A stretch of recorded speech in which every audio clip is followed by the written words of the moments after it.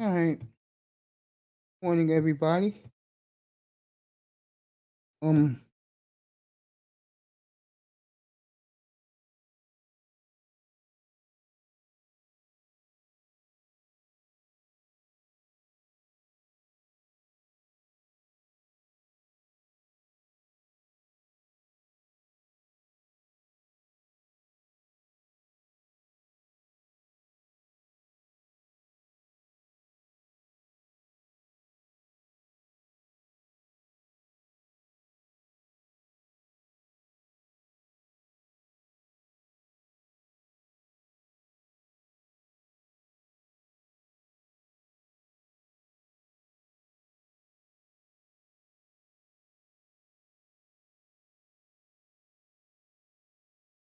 man, how you people doing this morning? Waiting for? Oh, she's here. So let me get up here right now and get started.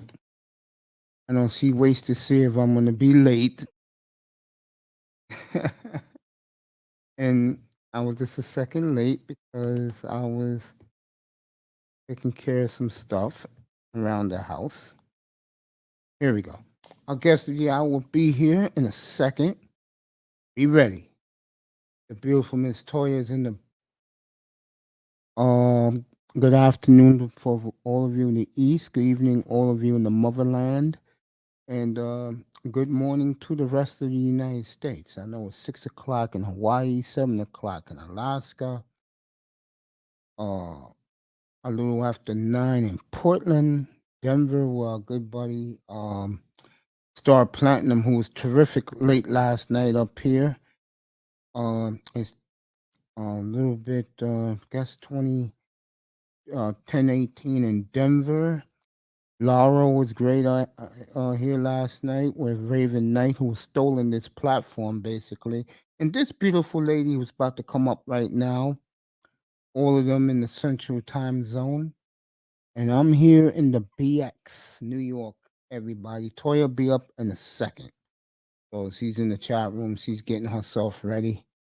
And we're going to do astrology again today. And someone said, damn, Raven, you can't wait for the guests to come up here, bro. Jeez. Raven, be on mute while you're up here.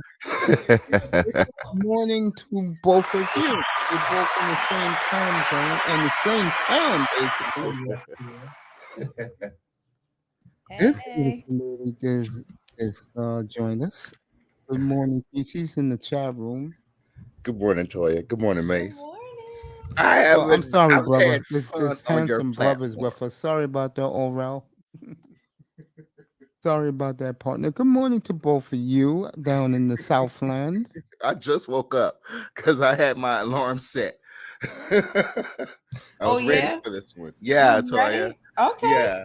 Bring it. Let's do it. Let's jump in. Yeah, go ahead. Start the Oh no, talk. no.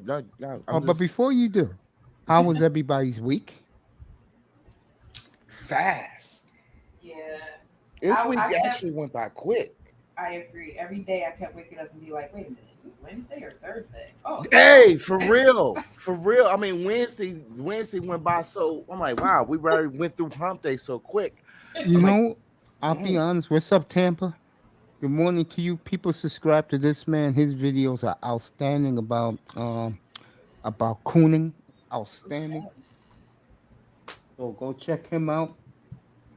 Uh, I was gonna say, ever since I'm not kidding, ever since I've been on dialysis, when I used to be on dialysis, I noticed ever since the year I'm gonna say 2017, time just goes so fast now, and I cannot explain it.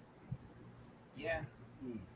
I can't say that I can either, but I feel like if we don't get used to it, we really gonna get left behind. I've been hearing these shows lately with different concept creators, and I do agree with them. As a people, we don't get it together, we will be left behind. mm-hmm. I do agree with that theory. And I think a big problem with us is most of us don't care. We're all in our own lives, and that's sad. It really is. Yeah, it is. But this is why I always say we gotta get comfortable people were stepping over dead bodies, and people cringe when I say that all the time, but I mean it. It's like Fact, you Toyah. got to get with it or get left. That's just it. Yes, ma'am. So Sad but true. Mm-hmm. I mean, it's like, and the brother last night was saying it. Star. Yeah, Star Platinum. He was like, what happened? We went from like carefree lifestyle to now everything's a battle, and I'm like, that's called survival. And I mean, for Generation X, a lot of us are realizing, hey, it's now our time. We're the ones in control. This is the way it always happens. The way the boomers got control. This is us stepping up to the plate. It's our turn. It's So true.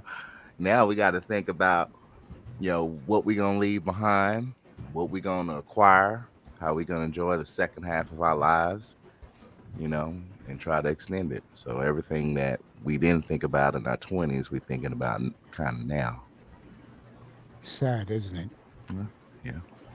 I was just saying the other day, I am not at all where I thought my life would be back when I was in my 20s and like projecting. You know what I mean? Of course. I think one thing that my 30s has taught me is that life is never going to be what you thought it was going to be, but that you have to embrace it as it comes. And just make adjustments. Like there's certain things that I've been dealing with over the past few weeks that I don't really talk about on YouTube because it involves someone else, and I just don't like putting folks' business out there. But a lot of my friends and family that are aware of it, they're just kind of like coming at it from a standpoint of, I guess they think I should be panicking or I should be like high anxiety, but I've resigned myself to like, these are the choices I made. So it's like, this is adulthood. This is what adulthood looks like for me. True. So I'm not a victim, but at the same time, like I was just saying, you have to take life as it comes and make adjustments where necessary. I agree with you. I'm gonna let you two talk, or you two can talk wherever you want. We're gonna do astrology today. We're getting We the gotta audience. do it. I think people want to hear that. That's why they're here. I want to say Yeah. good morning, good afternoon to the people in the clouds, and let these two good people talk and listen to them. I'll be back in a couple. I'm gonna be Toyah, one of your favorites. I'll be munching on some popcorn right in front of my computer while you're talking. Okay. It's all yours, both of you. I'll be back. Like I said, people ain't coming here for me. They're coming for both of you. And Raven, word is spreading about you, bro. No, I hope it's No, it's good all word. good, bro. Your I'm- expertise, bro. People be listening in the clouds. They tell me stuff. Raven, I always love your contribution, whether it's There on you the go. show or in the comments. Be For Hey, back real. Toyah, in a couple. you know me and you, we always on the same lanes, and Yeah, and it's always good, my sister. I appreciate that. I had no idea you had got up to 300 though back in the day. Oh yeah, I have. Damn, I didn't know you were blown up like that. You know what? It's something that I definitely don't hide, but I also sometimes forget that people don't know that about me. Mm-hmm. Because it's something that I'm proud of, and also like is obviously much a part of my journey.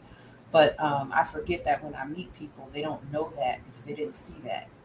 And so, although I'm honest and open about talking about it, I have to remember sometimes it's helpful for me to remind people or let people know that this is where I was 12 years ago. Well, almost 14 now, actually.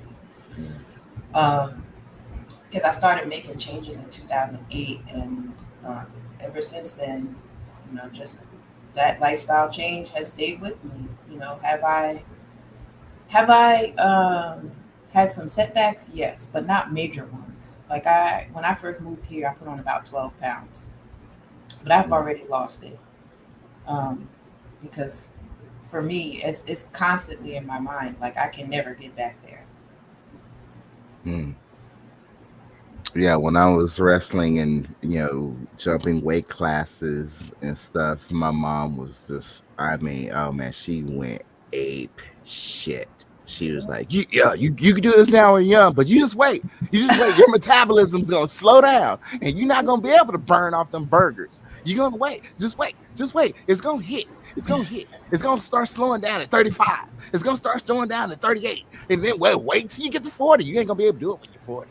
Oh my goodness. And I mean, oh man, I used to love Velveeta cheese. Uh-oh.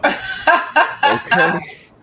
To me, I was like, Velveeta is real cheese. Oh, then my mother went ape shit. No, it's not.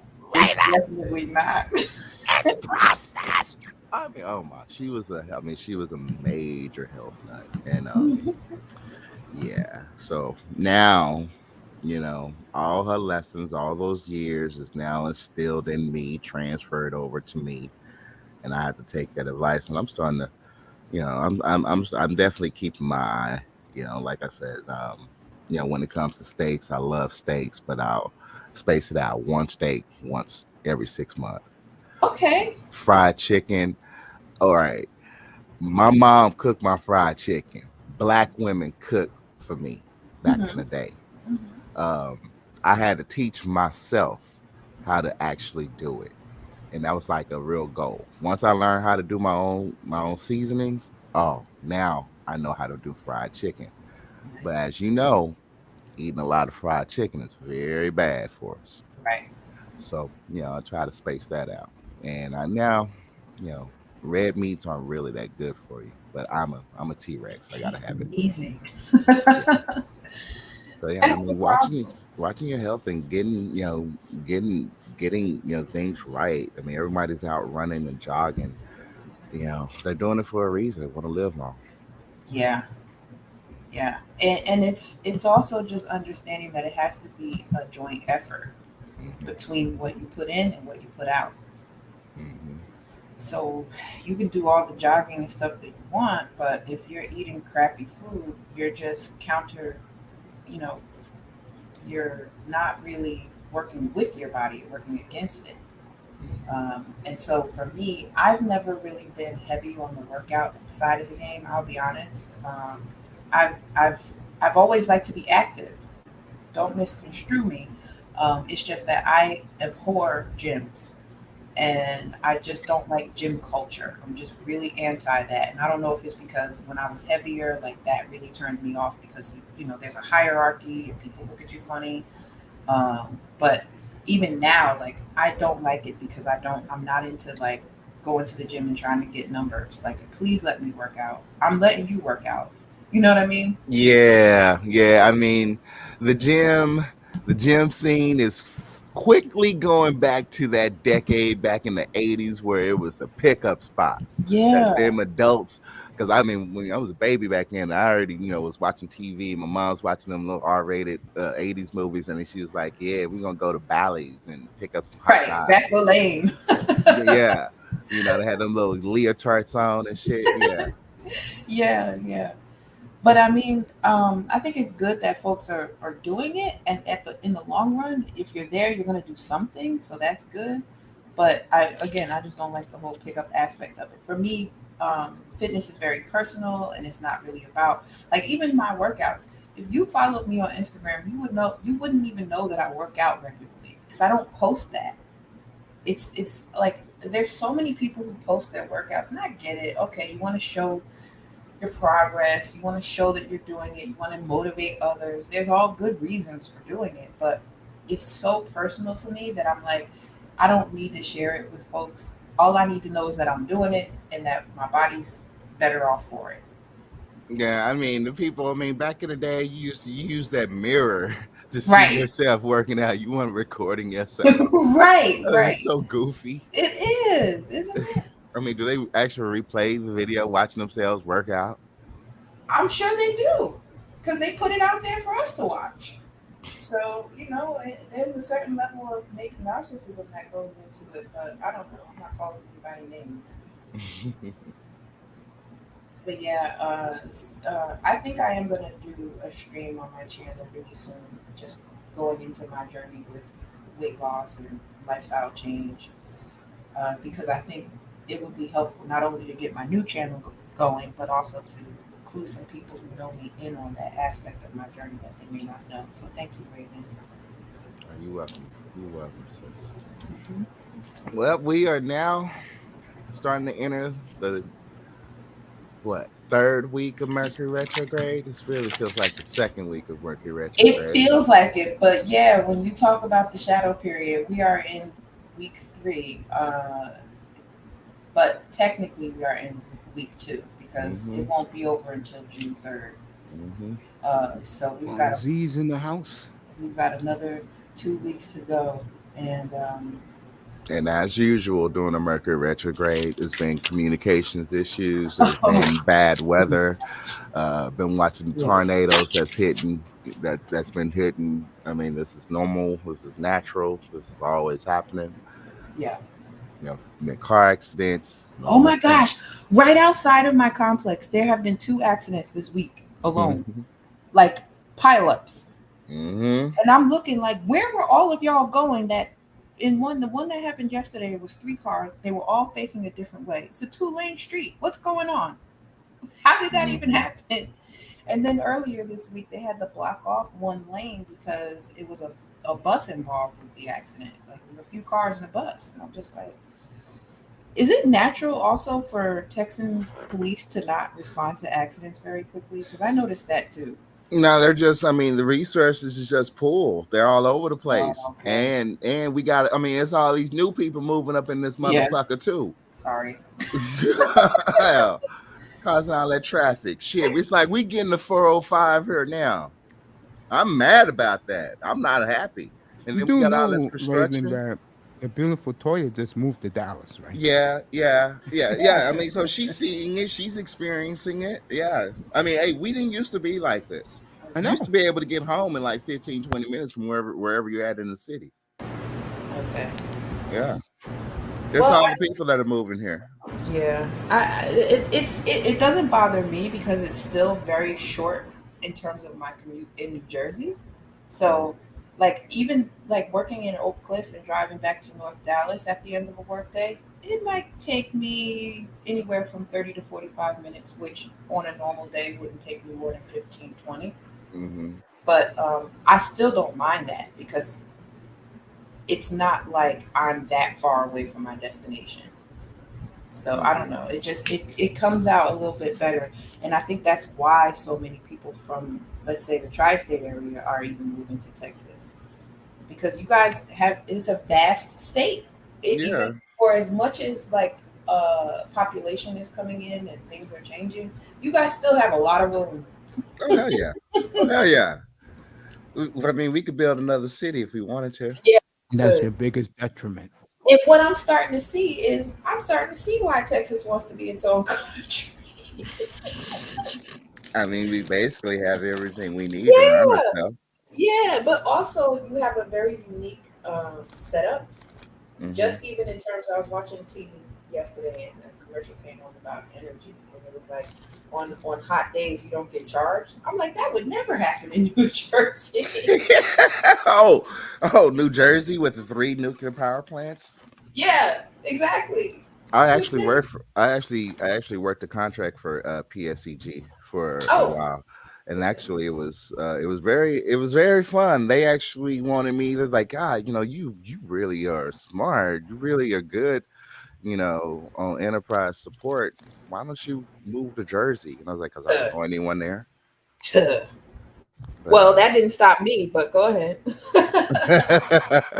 but I mean, it was fun. It was fun, and I mean, learning the security protocols when the nuclear reactors have to, change their rods, and how everything on the grid is really on alert when it's time to change those rods for the reactors. I mean, it was a learning experience. But I mean, the people at PSEG, they were very very nice. So I'm like, well, if I ever decide to move out to Texas, maybe Jersey will be a spot. At least I know You'd I have a make good job. you'd make a lot of money, and this is for you, Laro. My butt is coming along great with the squats. I'm gonna keep doing them. I did them this morning already. Mhm. That's why, the other night it was like, hey, if you want to get into IT, I mean, there's so many things that you can do with your skills. The world is your oyster. Yes, yes, it's true. I actually was just talking to a recruiter this week because I'm looking for work now. So if you have any pointers, please let me know. Um, and he was trying to get me into a program to do project management for IT because a lot of my background lends itself to project management, but I don't have a certification. Mm, So I'm thinking about maybe getting a certification just to go into proper project management, not necessarily assistant. mm, But either way, I gotta get something going here. mm. Laura. I know. I know. You can't blame them for asking. I've talked about it. Look Talk asking. about your booty. Because I'm a Look little ass-tastically challenged, and so I've been doing a lot of squats recently, just trying to help myself out because I really need help. Like I'm black, but you can't tell from behind me.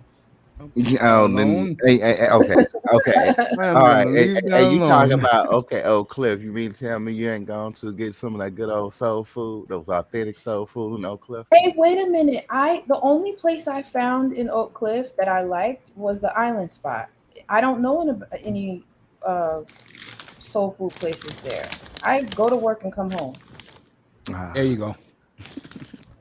okay, hold on. Let me pull out my While Rolodex. you're Yes. doing that, hey, why don't you start entertaining the audience about your astrology knowledge?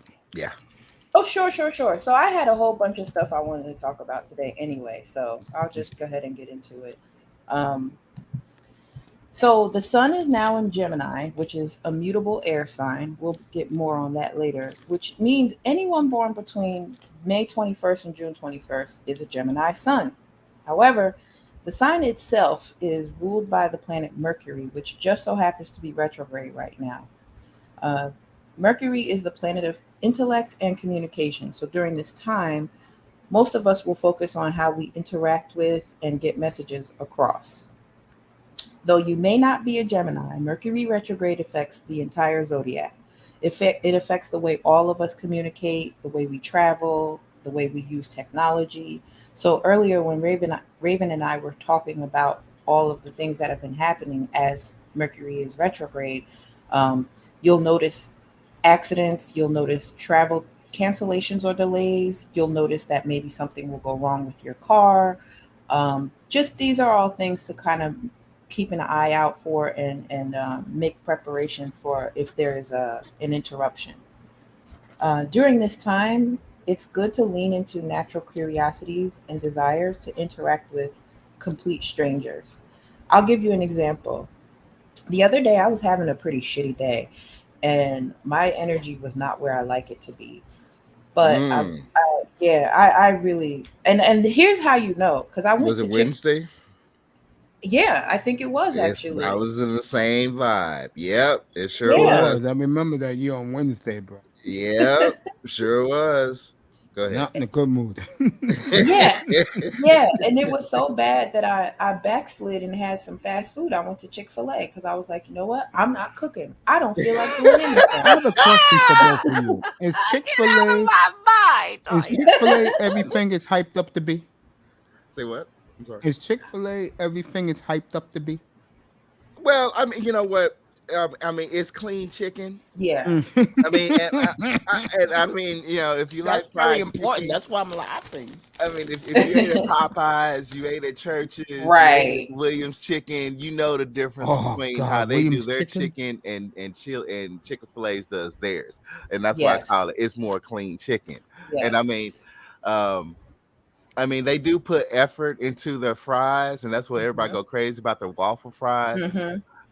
But the chicken, yeah, the chicken is like it's clean chicken. It's like Yep. it's clean fried chicken. And ain't nothing wrong with it at all. It's just like when you're eating it, you feel like it's something that's probably been prayed over. Yes, you do. Oh my gosh. Right. And then it's like the surreal, unnerving, elite level of customer Hmm. offer, and it's just like, holy shit, you are Hmm. the last institution in America that has this type of customer service. Hmm. Absolutely, I have to agree. And so I went there just really looking to get something to eat because I hadn't eaten all day, and I was like, all right, I gotta eat something, and I really, like I said, didn't feel like cooking. And to Raven's point about customer service, the young man who took my order, um, I guess he was having a bad day, and I could sense it. And so I had a little small talk with him, and by the time I was finished, he thanked me. He walked over to my car because we had finished, but he came back over to my car and he said, "Thank you so much for putting a smile on my face." And I was like, "Oh my God!" Wasn't even trying to do that, but I did, and that turned my day around. Yep, my coworker did me like that too. Because I was just sitting back and Wednesday. I don't know what it was. I don't know what I was like. Ooh, this Mercury retrograde pulling because I'm in my dark zone. Jesus. Yeah. And she just started. She was fucking with me all day. She was trying to get me in a good mood because obviously she was feeling my energy.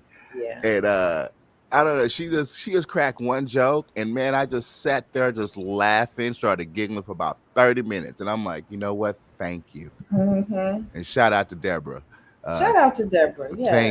Thank you. And I was like, you know what? Thank you. I needed that. You got me back in the positive side. Now I could get in my car and get home and try to cool my temperament. Right, not run nobody over on your way there. Damn Teslas. Wait, remind me what your sign is again, Raven? I'm a Sagittarius. Oh, okay. All right, cool. So you're a mutable sign. I was gonna say if it's also the after effects of the full moon in Scorpio, because the fixed signs like myself, Leo, Aquarius, Scorpio, they're all going through it in some kind of way. Taurus, just because of the after effects of the full moon in Scorpio. But Mercury retrograde is fucking with all of us, so it's good to know that I'm not the only one. Mm-hmm. But yeah, in your case, she wasn't a stranger, but in my case, it was a stranger. So I really have been leaning into interaction with strangers, especially because I typically do that. Wherever I go, I small talk folks, but I'm doing it even more now because I'm in Texas and I don't know anybody. So it's a good time for that. Us being in Gemini season, it encourages us to, like I said, lean into natural curiosity. So if you feel like you want to know more about something, go Google it, or go pick up a book, or go visit the site, whatever the case. Later on, I'll go through all the signs and how they're affected during this Gemini season, but I just want to say a couple more things about some dates that you should look out for. So May 29th will be, May 29th and the 30th. Those are going to be some banner days packed with positive energy. So you are going to want to chase a goal and make bold moves on those 2 days with the energy of the new moon, which happens on the 30th. The new moon will be in Gemini. You get a new moon every month based on whatever sign the sun is currently in. Somewhere towards the middle of that transit, you'll get the new moon. And new moons are times to set new intentions and go after them. I even keep a new moon journal. I think some Niece's listeners may have heard me say that before.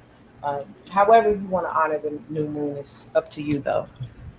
The next date I have is June 4th, which is when Saturn moves backward in Aquarius.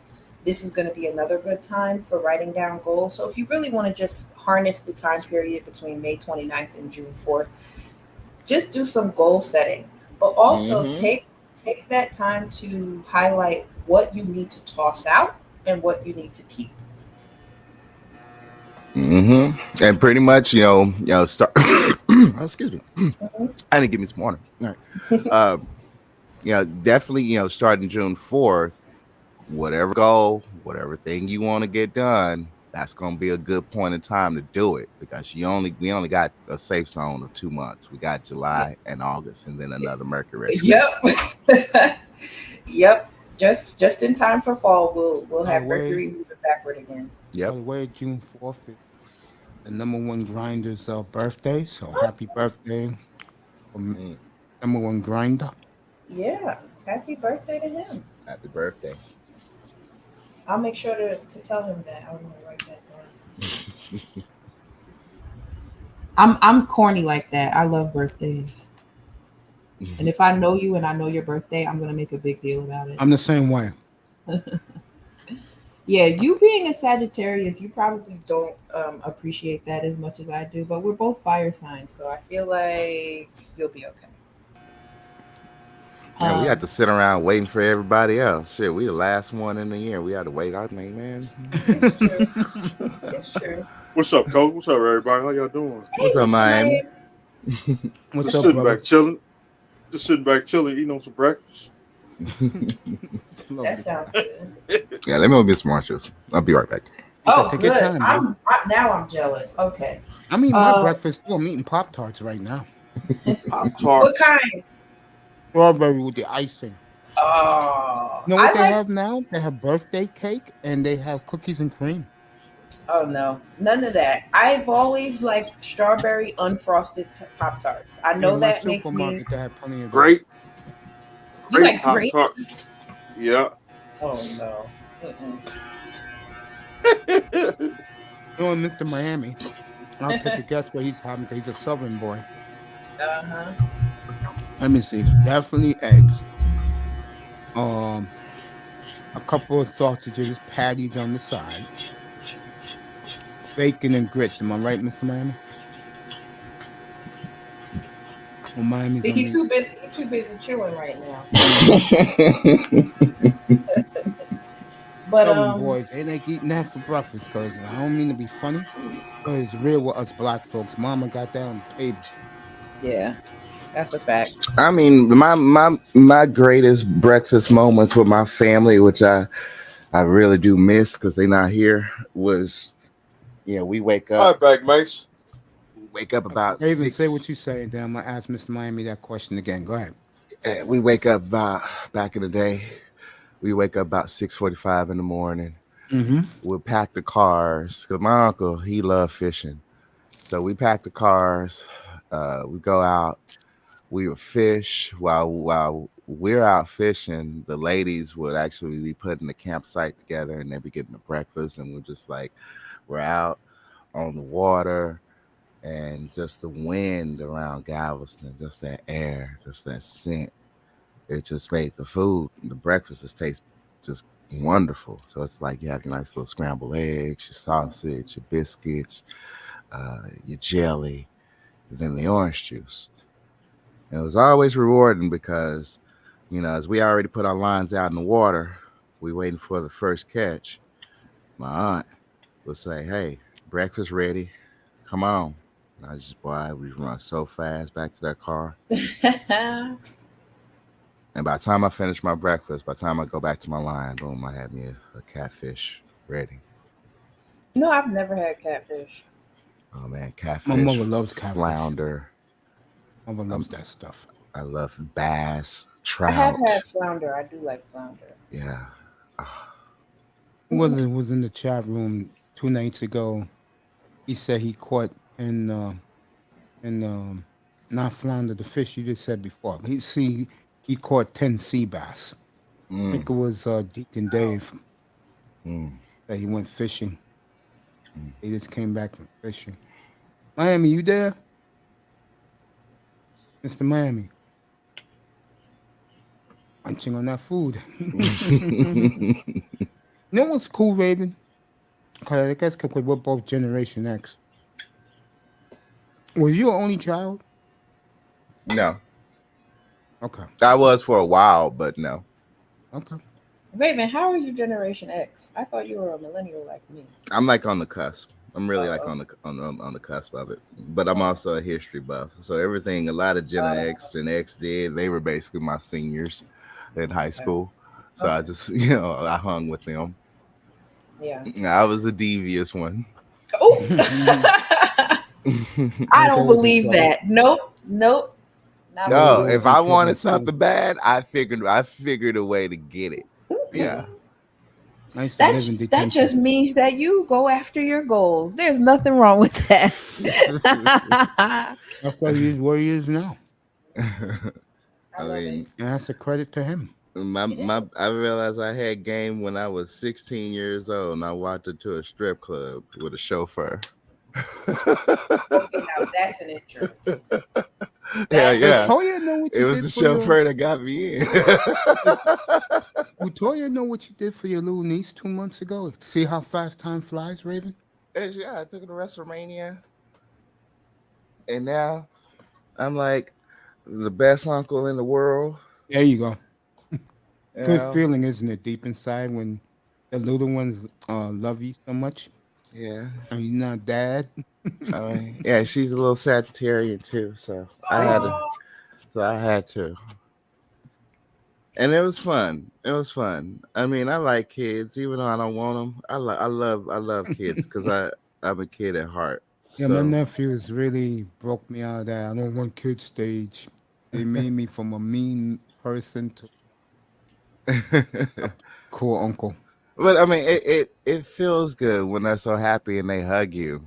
Mm-hmm. You know, and they put their arms around your waist and they squeeze and then they Relentless, put their come on up, bro. their face into your chest. You Mm-hmm. like, oh God, you're hugging me. People looking, stop this shit. Oh, you giving me the warm fuzzies. Oh, you use that too? I use it too. Man, People be I like, what done, are you talking about? What's warm and fuzzy? man, I done already gone out bought that girl a bike.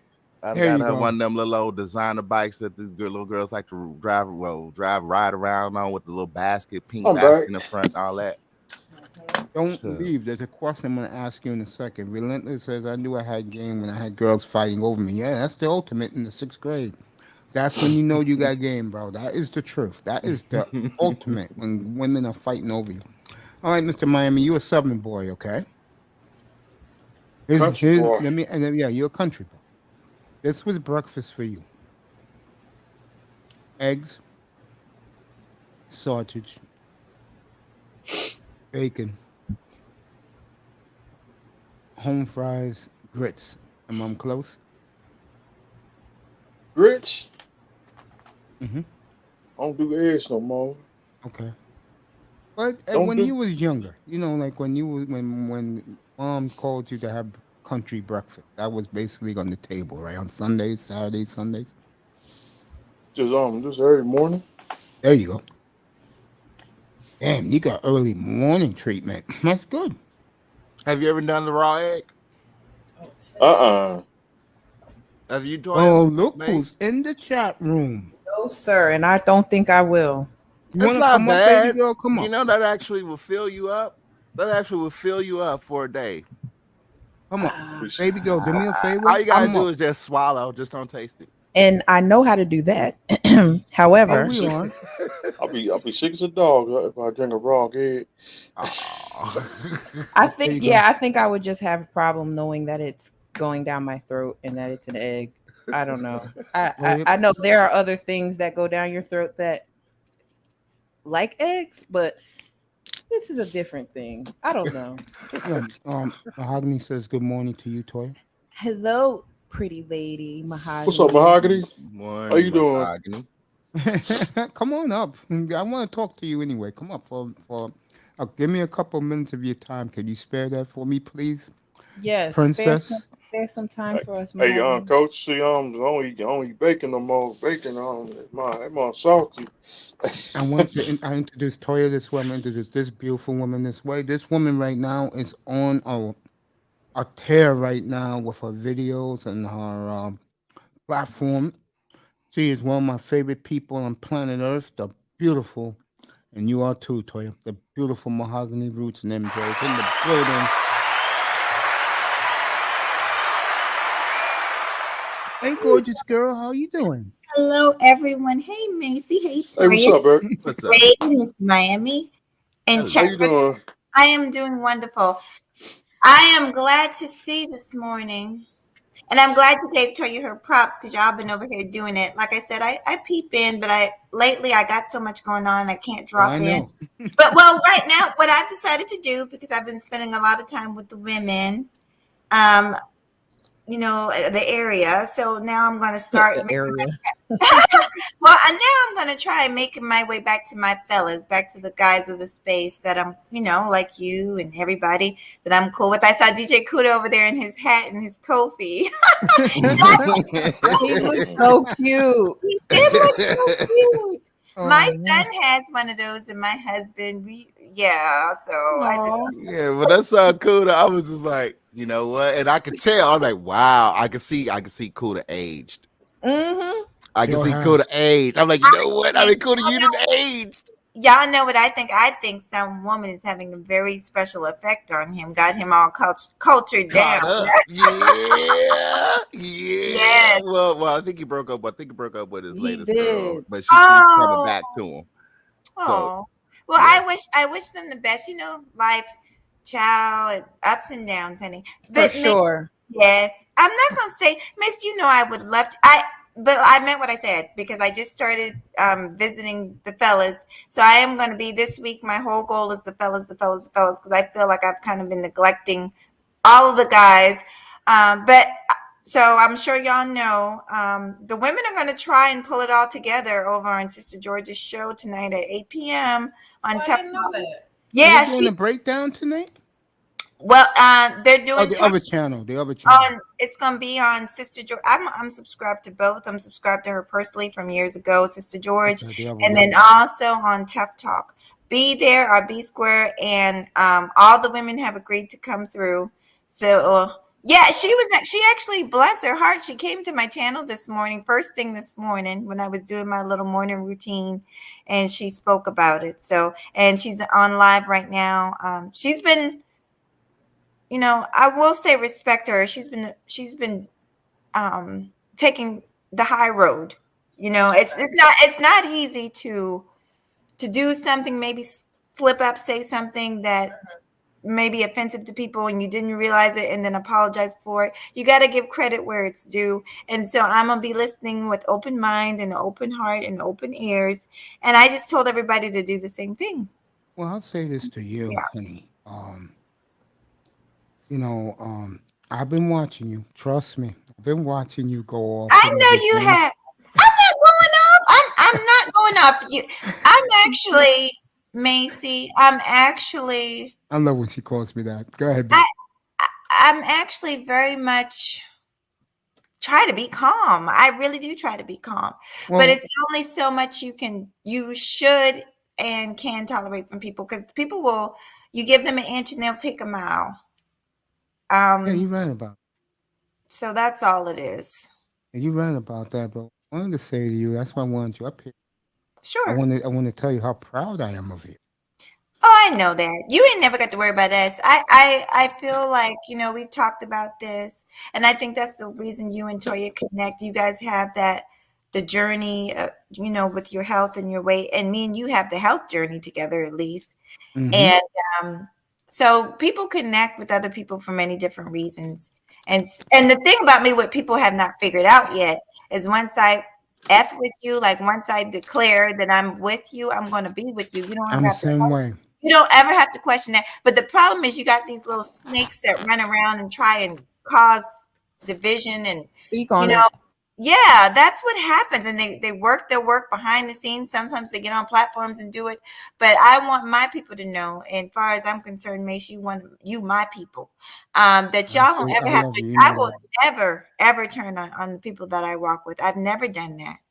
First Never. week I was doing this, I was in Kuda's room because I was tired. I always go there to go to sleep. I got my phone on mute and go to sleep.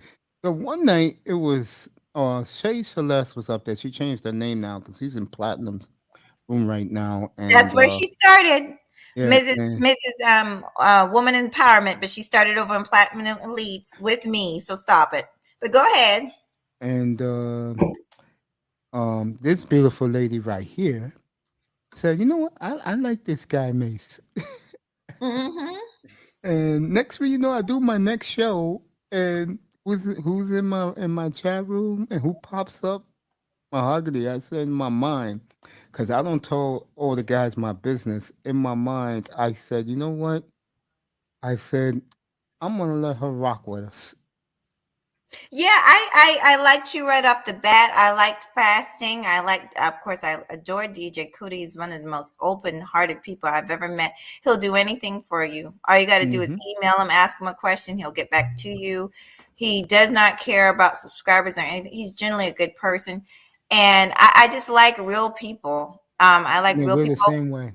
Yeah, and I remember when I met all you guys over there, and I thought you guys were some characters, but I liked you, and I remember you trying to tell me, you were like, so are you telling me, rest in peace to Kevin Samuels, but you said to me, are you telling me that if you saw Kevin Samuels, he wouldn't be your type? And I said, no. I remember that. I was being quite frank, and you just couldn't believe what I was saying. But I'm the type of person, I don't know. I judge people more on the inside than on the outside. That's what matters to me. There you go. Hey, One Cheese. Good morning. Hey, good morning to y'all. Good morning. What's going on with y'all? What's up, brother? What's up, One, bro? Can I introduce you the way I like to? Yeah. My boy, Philly's finest, One Z's in the building. Hey. Our Northeast guys got to look out for each other. Most definitely, of course. There you Now, go. Can I intervene just a second, sweetie? I only hopped up to say hi, but I promise I'll come back through this either to sometime this week. I'll be on tonight, but if you come on this week, I'll come on a little later because I don't really, how can I say this? I just do the games and go to bed. Oh, well, that might be good. Child, you haven't seen me do no open panels in a long time. I needed a break, honey. I know you understand. did. Well, anyway, I'm Team Mace. I'm Team all of y'all over here. So I'll be back through. Thank you so much for I letting love me you, sweetheart. Have a Peace, I great love weekend. Mahogany. Peace, Love y'all. Peace, my sister. Love you, baby. The beautiful Mahogany Peace, Roots and Mahogany. MJ. Peace. And T is in the chat room. And T, you want to come up? You can.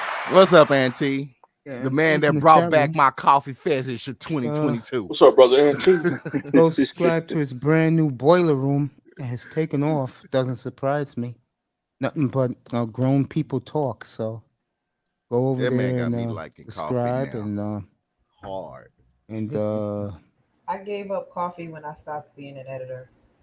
There I'm you serious. go. I was drinking so much of it, it was having a really bad effect on me. So I'll have Did it every now and then. But Were you becoming aggressive? oh no, just health wise.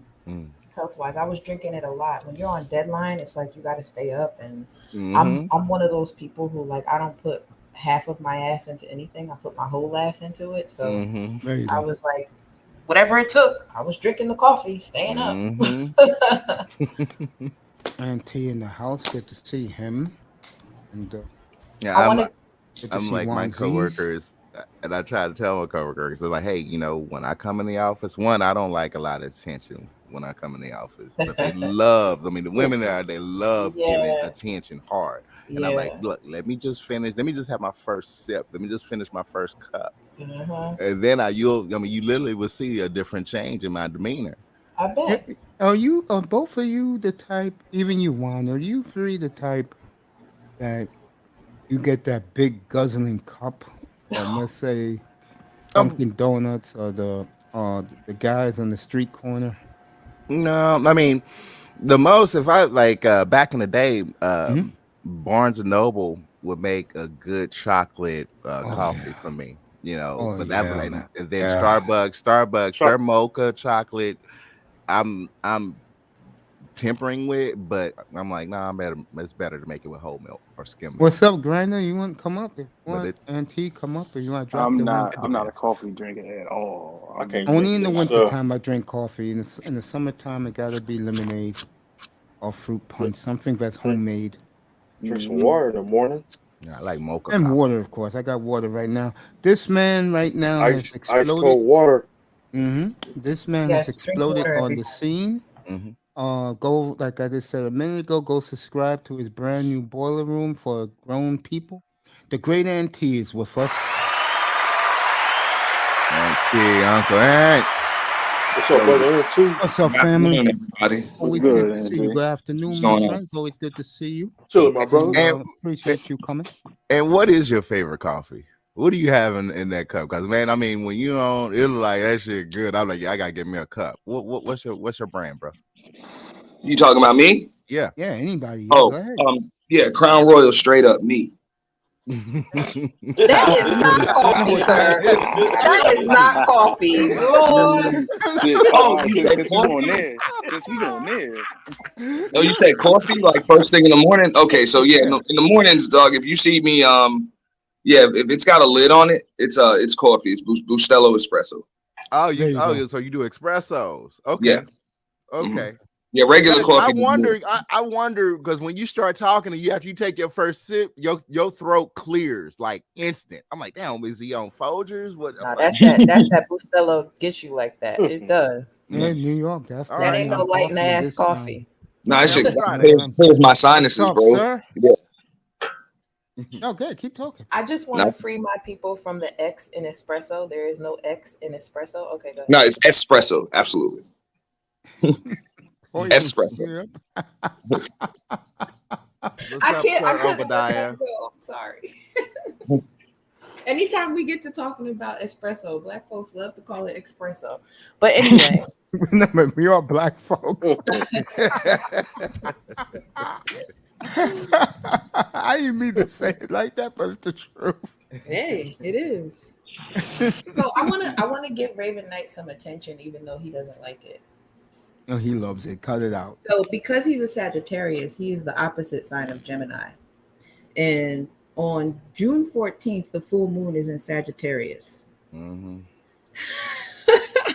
And but it's a good thing. It's a good thing. Since Sagittarius is a mutable fire sign, that means that it's a time for change and adaptability, but also it's your ticket to having some fun.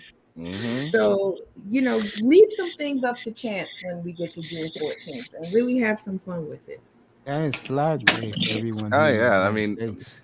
it was a couple of years ago. They said for Sagittarians, we're on an ascension for the over. I think we have 5 more years left, but we're on an ascension for the next 7 years. It's a 7-year period where all Sagittarians are basically going to come up.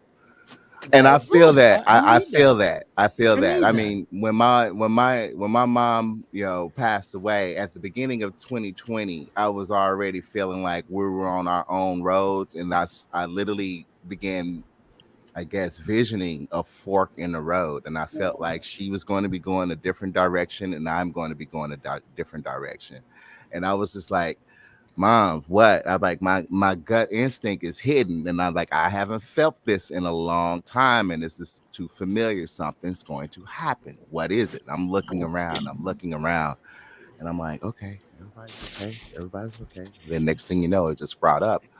But yeah, the charts definitely said, we're gonna start, really arising. And it's happening.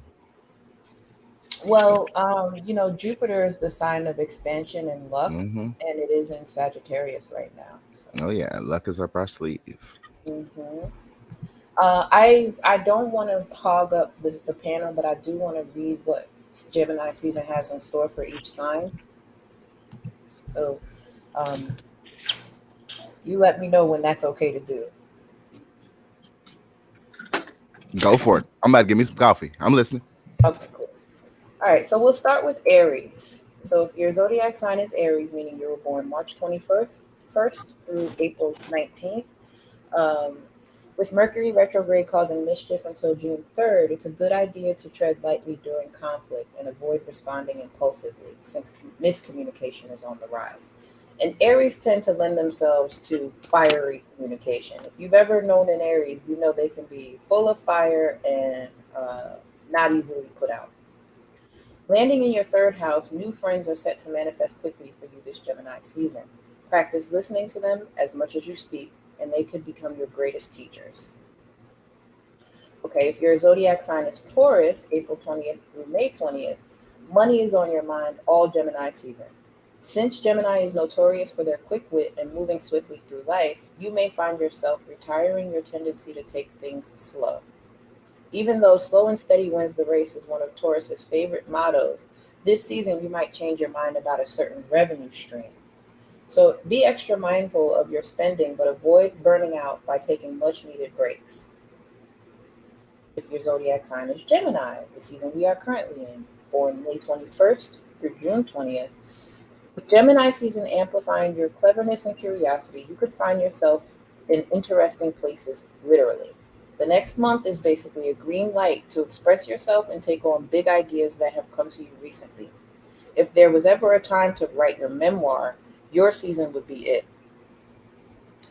If you are a Cancer, born June 21st to July 22nd, Gemini season will be picking up the pace for you, specifically in areas of spirituality and subconscious.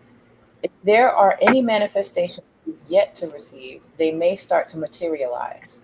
You may want to pay extra attention to the messages of your dreams by keeping a journal. Listening to your subconscious will change your mind. Okay, air horn. If your zodiac sign is Leo, July 23rd to August 22nd. Whether it's organizing an outing or reaching out to old friends, Gemini season is charging your social batteries, Leo. However, since Mercury is retrograde, shaking things up, communication with friends may feel like treading water. Remember to practice patience. Speak your truth anyway, and you will see and be seen by those who matter most. If your zodiac sign is Virgo, August 23rd to September 22nd, your work life is the center of Gemini season. So expect things to pick up, whether it's more community or career opportunities, or brushing shoulders with new people on a professional level. Rather than your typical meticulous ways, Gemini season is activating new ways to maximize your productivity at work. Virgos work harder than most, but your 10th house of career might require more patience than normal this Gemini season. Remember to breathe and acknowledge that this too is helping you find your place in the world.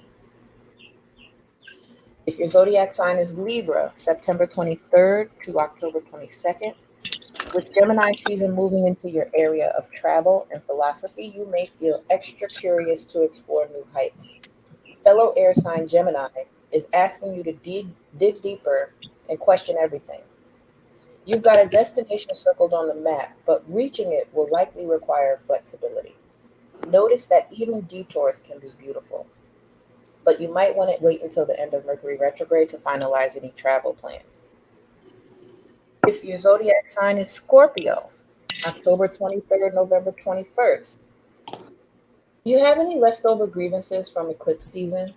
If so, Gemini season is an ideal time to finally release what's holding you back. You're always ready to go deep, Scorpio, but especially with the sun transiting your 8th house, you'll learn that discussing endings is not the same as experiencing them. Resources might be diverted, but perhaps it's for your own good. And if your zodiac sign is Sagittarius, like Raven Knight, November 22nd to December 21st, pay extra attention to your relationships, because Gemini season reminds you to take stock and ensure that those you surround yourself with are supportive of your big ideas and need for independence. Your whole life is a big adventure, but one of them is culminating this Gemini season. Landing in your 7th house, witness how committed partnerships have informed your journey so far. If your sign is Capricorn, December 22nd to January 19th, Gemini season is shaking up your habitual routines. The unpredictable air sign energy of this season may make you feel on edge, but you may benefit from absorbing the social vibe, especially if you've been working extra hard this year. Gemini season highlights your 6th house and how you prioritize supporting people. And lastly, second to lastly, we have Aquarius.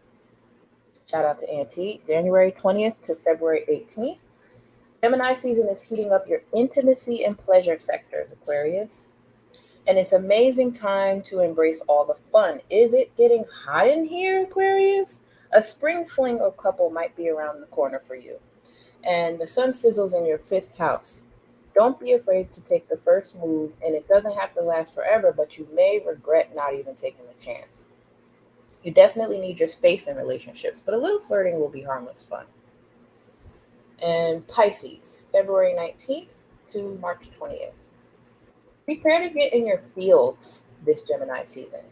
The twins are spending time in your home and family sector, so you may feel extra wistful and sentimental right now. You're focused on your family this Gemini season, and they're focused on you too. If you found this year to be tough so far, it may inspire you to get back to your roots, whether by visiting an old family member home or getting them together for a game night or outing. By paying attention to your fourth house of home, you'll begin to understand your past, which is also a smart way of engaging your future. This information can be found on bustle.com in case anybody wants to go back and read it for themselves. Fair use, and thank you for listening. There you go. Excellently done, B. Thank you, Toyah. You're welcome. Thank you, Toy.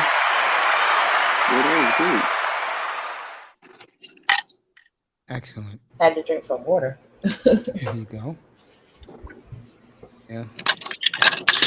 Did you have breakfast yet? I had greens for breakfast, y'all. I don't know how you do. Ain't no shame in my game. I had some leftover greens Well, in the you fridge. know that. You're a foodie. I really You know am. that. No, I really am. I had some leftover greens, and I was like, well, why the hell not can I eat them for breakfast? Tomorrow I'm gonna have one of your favorites. What's that? I'm gonna have a smoothie tomorrow morning. Oh, good. I love some greens. Vegetables. I'll have one of those tomorrow. I'm doing my walk. Nice. Yeah, When Reagan we was talked- talking about Williams chicken, I wanted to tell him I only had it one time and I threw up. Oh, I'm sorry to hear that. Yo, Grinder, I gave you a shout out, bro, earlier when Yeah, he he talked did. about June 4th. I said that's your birthday in 2 weeks from today. So Yeah. I'll hit you up like I did last year's birthday for you. You don't have to worry about me, bro. I got you. Give my brother something cool for his birthday. 2 weeks. Hey, one more thing, Grinder, you gonna have a big weekend blowout like you had last year? 'Cause I remember last year you always on a Friday and you celebrated on midnight that Thursday. You did it the whole weekend, bro. You gonna do one of those again, bro? Let me know. Yeah, he did that last year for his birthday. When it was Friday, when it turned Friday on his birthday at midnight, he partied the entire weekend online. It was crazy. That was pretty cool. Yeah, I can't say I blame him. I don't know if I can do that on mine. But again, my birthday was yesterday. And if you wasn't here yesterday, no, not that birthday. I'm with Raven. I'm a Sagittarius with him. What I'm talking about is it was a year ago Capricorn. yesterday that I got my kidneys, so Oh, right. that makes me feel alive. You know. We're so glad you're here. Thank you so much. I'm glad that all of you are here. Makes my day go a lot easier. Glad to be. Appreciate all of you.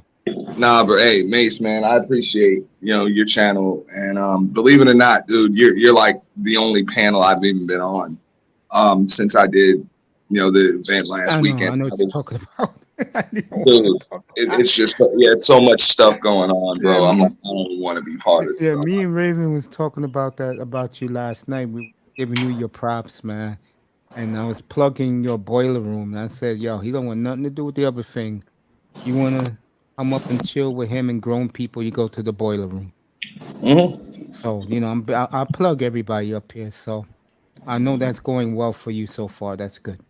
Yeah, no, that's going well. I just need to be a little more consistent with the streams, and working on some more conversations and topics that we can talk about without everybody killing each other. Go ahead, Mr. Miami, do the sound.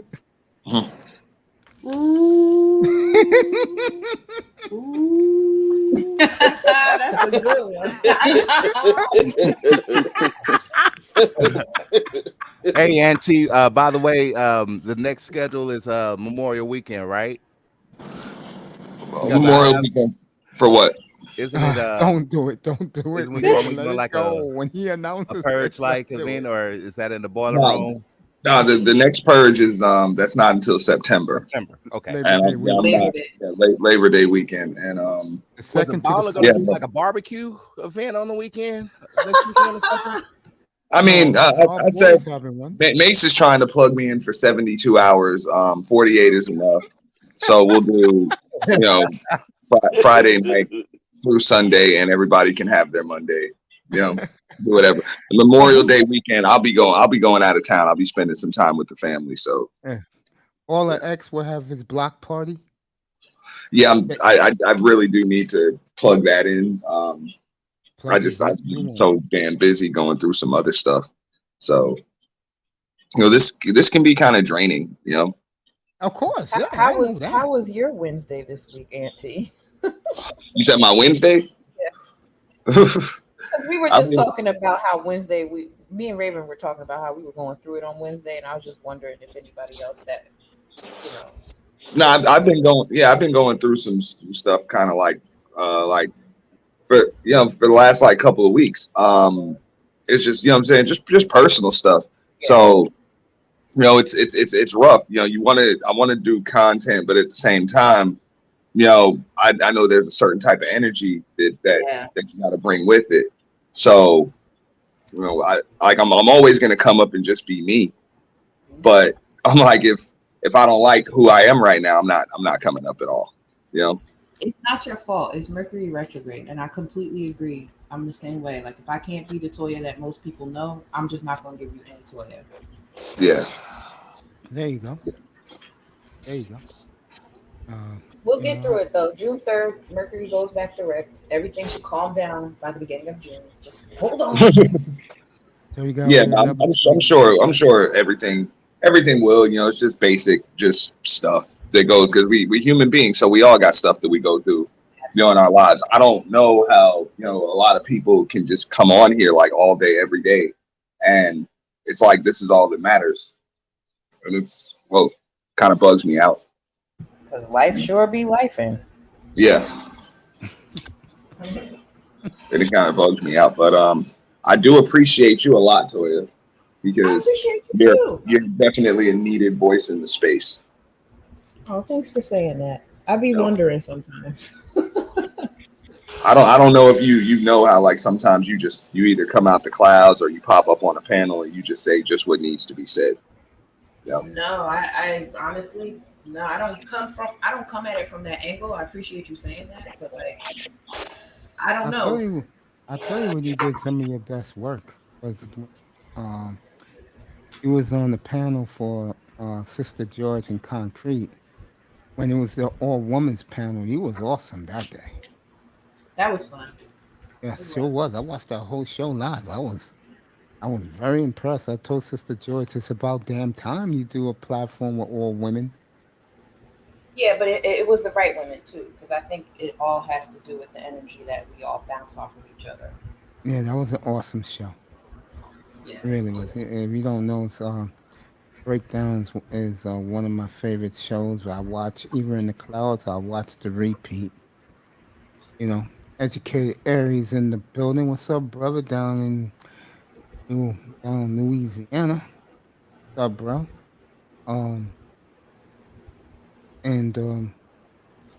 When they do a damn good job.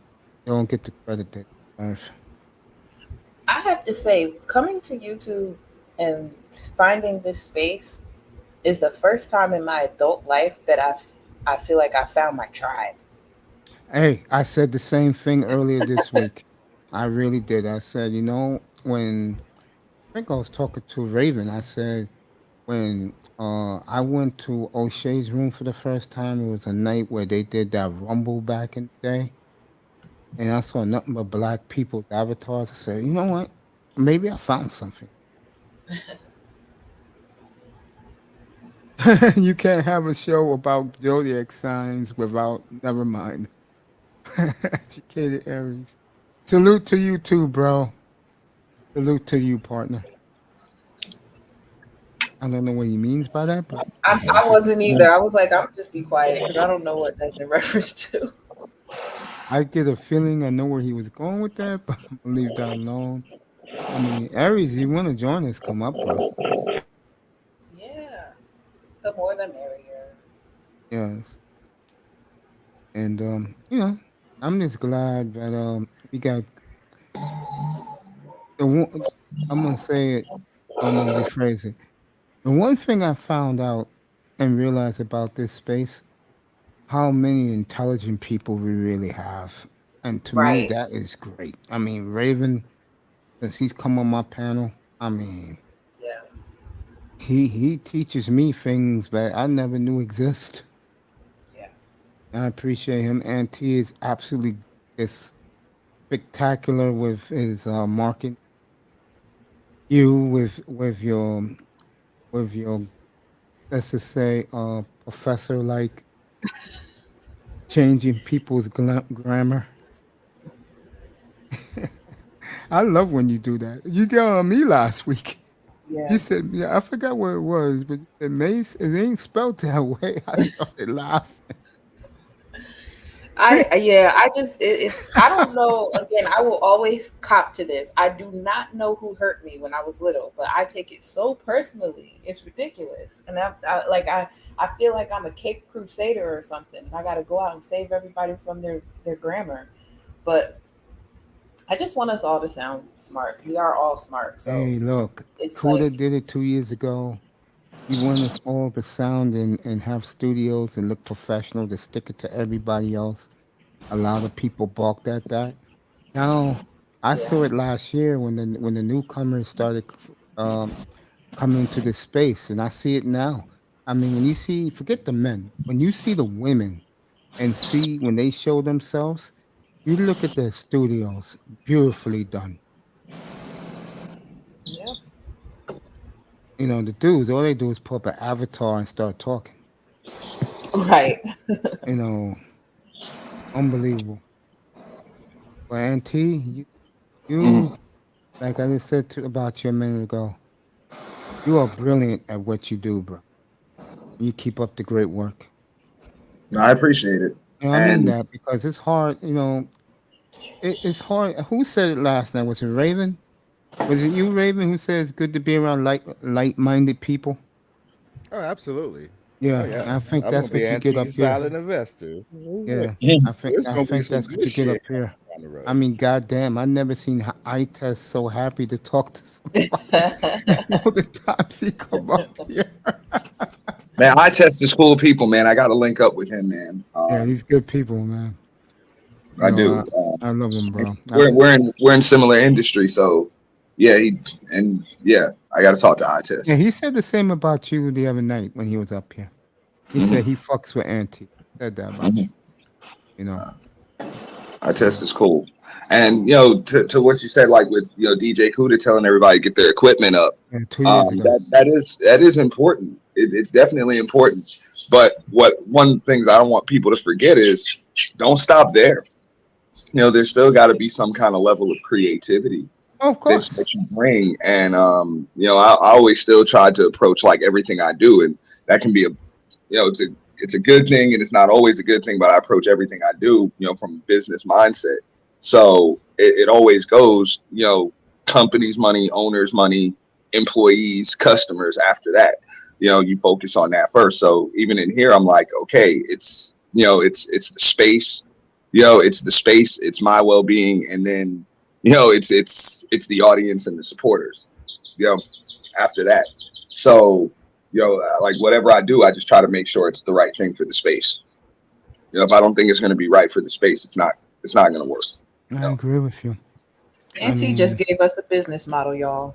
Exactly, he's right. I mean, I remember when Kuda was begging guys. I'm gonna tell you where it turned around for him. Unfortunately, he did a show one night with guys that he knew, but listened to him, and like all the people that we know was in the chat room, and what the guys did was they showed off their studios, and they had a lot of people in that chat room furious. They were like, "What the f? who are these guys? Blah blah blah. And then next thing you know, everybody started. He used to be in his room. Who was up here tonight when I know Raven was here. Who was up here tonight when shout out to Marco Grande when he was up here? He was talking about that too, and he misses those days. I mean, I'm glad Kuda is the human being that he is because he's great people. All of you up here are great people. You all teach me things. I just stay quiet and listen. I mean, like I said, Raven's been a sensation since he's been here for 2 months. That's you, Auntie, down in Florida with the birds? Yeah, I'm on my patio You're doing my patio. just chilling. And yeah, the birds. I love when Auntie's on the patio. What are those flamingos? What the hell you got going on? Nah, man, I've got so much wildlife, dude. Right, I've got all types of birds, cranes, ducks. I don't know what the hell these birds are. I've got otters. I've got alligators. Yeah. And Mr. Miami, are we going to see your palatial upper deck and your palatial estate down in Davie? Wait till he comes back. We all like messing with him like that. No, I've got a bunch of it's real. That's why somebody thought that I had like a virtual background or something. I'm like, no, it's real. I remember the first time I saw you do a stream outside, and I was like, "Where the hell does Aunt T live?" Remember when I asked Auntie the same thing? He go, I'm in West Palm. I said, oh, you down in West Palm? I said, that's good, buddy. Looks great. Look like it's a nice day outside. It always looks like a great day outside out there. Yeah, no, it's a pretty nice day. I think we're gonna get some rain. It rained all day yesterday. Sometimes it rains, but thank you, man. Give that shout out to Sir Ism because he was the one that told me. One day I just went live from my phone and I just happened to be on my patio, and he was like, "Man, that's nice what you got out back there." And I didn't even think about it. And he's like, "Yo, you should do more streams from the patio." I'm gonna say something about what you said about Ism. You know who cares about you when they give you constructive criticism. And Ism, Laurel, Dusty, I'm praying for you. Hope you're all right, my brother. Kuda, they gave me advice, and they were pretty harsh on me, and Platinum, and I took it. And I said one night to them, we was up here after the show, and I said, if you don't think I'm listening to you, am I giving you any pushback? And then they said, you know what, Mace, that's what's cool about you, man. You don't let things bounce off. I said, because I know you guys care. And that's when you know. I know Auntie gets that from the people he works around on his platform, because you can tell probably, and I'm going to give you a nice compliment right now. You probably have the best group of collabs in these streets, bro. I keep telling you that, man. With L. Nixon and the beautiful PC, and I forgot the other person. And Raw B Privileged, and you got a great group, bro. Yeah, that's what makes you shine. That you got people who look out for your best interest, and that's the one thing when you have a show and a panel. Make sure you have dudes who have your best interest. Yeah. That's why I keep saying. Yeah, go ahead. No, I was gonna say I think that's where a lot of people kind of in the space they mess up. They look at a subscriber count, or they pay attention to popularity and they assume, hey, I need to work with this person because of that. And those people don't always have. It's not that they might not have your best interest in mind. It's just they might not share the same vision that you share. Which makes it worse. Yeah. Because then when shit hits the fan, that person is going to tell you how they really feel about you. That's why I always tell the advice I give everyone who starts their own show. If you're gonna do this, make sure the people who are around you are good people you can trust and believe in. Yeah. All that BS they say about my boy up here, Oh, he's not a good sidekick. I'm like, yo, you banned, bro. They talk about Mr. Miami of all the people. Yeah, man. They say, yo, this guy, he can, and right in front of him too. A couple of weeks ago, I said, yo, you're out. And I banned the dude who came out of his mouth. They trying to trigger you, Mr. Miami. Yeah. Don't fall for it.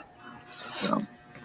I'm But trying to get Kennedy up shout here. out to Toyah because Toya's the best. I think, overall, like, I've been like extremely welcomed by the space on like every single side of it, from the women, the men, the dudes I've gone in on, like they've been able to agree to disagree, still come up, conversations are cordial, like I've been welcome, and everybody's pretty much like help. So when I see the mess that everybody makes, I'm like, damn, man, I guess I'm fortunate, dude. Like, I'm really fortunate. That's just a reflection of who you are, Auntie. And that was something that I saw from the first time I interacted with you. No bullshit. Yeah, I appreciate it. So it's cool. Like it's a very good space. Just like May said, man, we got a lot of intelligent people, talented people, very talented people. And it just really kind of just annoys me when I see people that call themselves content creators that lack creativity. Just try to do something new, even if it doesn't work. Like, you can learn from it. You can learn from it, and you can do something else later. But people just need to, like I say, just put the space first. Put the space first. Then do what's best for yourself, and then look out for your audience. And the supporters. I think people worry too much about the subs and the clicks and the views. What are they gonna like, and are they gonna like this, and are they gonna really, really like this? It's like, at the end of the day, they're gonna like you, and as long as you're you have nothing to worry about. Even if specific people might not like you, there's somebody that will. So as long as you, I got to tell people, it's in the name, man. It's YouTube. You do you. Don't try to do anything else, because eventually, that Ponzi scheme is going to fall apart. So it's got to be real. Yeah, because fake is not sustainable. Yeah, it's not. It's not. It might be fun, might be fleeting, but it ain't sustainable. I mean, it may even get you to a certain point where you grow. It's just, then you never know. You can end up being sued for $4 million because you're running out of stuff. And then you got to start making stuff up, like, lies, phony. It snowballs. It's just so much easier to just come up and be yourself. And whether you got 2 people watching or you got 200 people watching, just be appreciative of that. That's why I like, Mace, because he doesn't give a damn how many people are in here. He's going to do his thing. He's going to give his sports take. He doesn't care who agrees. He's going to give his take on, different things going on in space. He's going to be cool with those that he's cool with. He doesn't care who likes it, who's associated with this one. Everybody's welcome at Mace's. He will turn up when necessary. Yeah. So I get them. Hey, I'm the same way. I'm like, hey, that's it. Everybody's welcome. Everybody's welcome. But if you piss me off, I'm going in. I might apologize for it later, but overall, I'm going to trust my instincts. And if my instincts tell me to go in on you, I'm doing it. It ain't safe.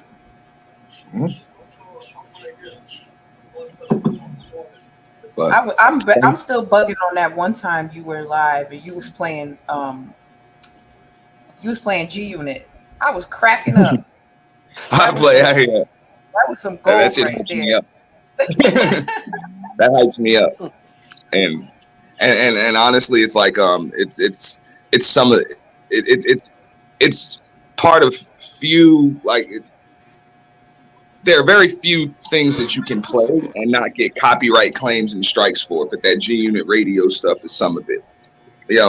So it's always hyped me up ever since it came out. And you're a Jersey girl, so you remember when when that shit dropped back in 2004, 2005. Yeah, I used to have it all, and that should hype me up. So, like when you hear it, I'm probably gonna go in on somebody hard. No. But yeah, I like it.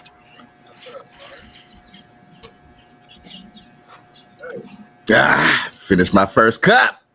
And where the is that? Are they on the plane? Are they on the plane? Are they on the way? Are they on the way? You drink your coffee out of a cup? Yeah, man. It's like the reward. I have like a coffee mug. Man, I've got so many thermoses, dude. I probably have about 7 different thermoses that keep my coffee hot for like 10 hours. You got a Yeti? You know? I have one Yeti, yeah.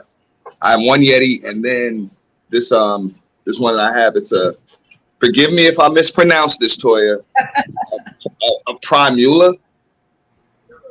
Never heard of it. Okay. Yeah, Primula. This was those were actually gifts that were given to me the last 3 years in a row for Christmas. My aunt got me Primula mugs, you know, or Primula thermoses. Nice. And that's what you usually see me drinking out of. Oh. Yeah, I have one. I actually have one. Yeah, my you got a company gave me Primula? one. I have a Primula. Yeah. Bro, I love it. I love it, bro. Yeah. Yeah, these are actually good. I didn't know what type it was until I was like, yo, I have one of these. Yeah. Bro, keeps it hot all damn day. All day. You know, keeps it hot all day. And yeah, bro, I'm bad. So like I'll have like a jar of instant espresso, and I'll put like four tablespoons, and then I'll make like a double shot of espresso and pour it in there. All into one thermos. So I'm wired, bro. Wired. Yeah, I'm wired. So just like you say, like everything clears up. It's like, yo, first thing in the morning, it's bad. That's why I be having to apologize to people. Sometimes I go and I'm like, yo, my bad. I didn't have my coffee yet. I'm sorry. I don't be knowing. Like the Snickers commercials. That's You're not true. you when you're hungry. That's true. I used to be like that with Snickers. Mace knows what's up. Yeah. I didn't have my Snickers early in the morning on my Nestle Crunch bar. I am not in the mood. Wow. Yeah. Yeah. I'm like, come on, ladies, let me wake up. Let me get my No, that's a big deal too. Like that Snickers, it's the peanuts that help you. That's your daily protein intake. So like even like when I work out in the morning, I'll make sure that I have like a peanut butter sandwich or something before I go in, you know, and then I'll come back and I'll make, you know, a large breakfast. I straight eat a big spoonful of peanut butter. That's how I Yeah, that's good. That's good too. You know, it's a good protein intake, and it'll give you the necessary energy that you need. You know, I like the sandwich, but I know a lot of people got to cut down on the carbs, so you know, be careful with that. But I need the carbs for energy. So.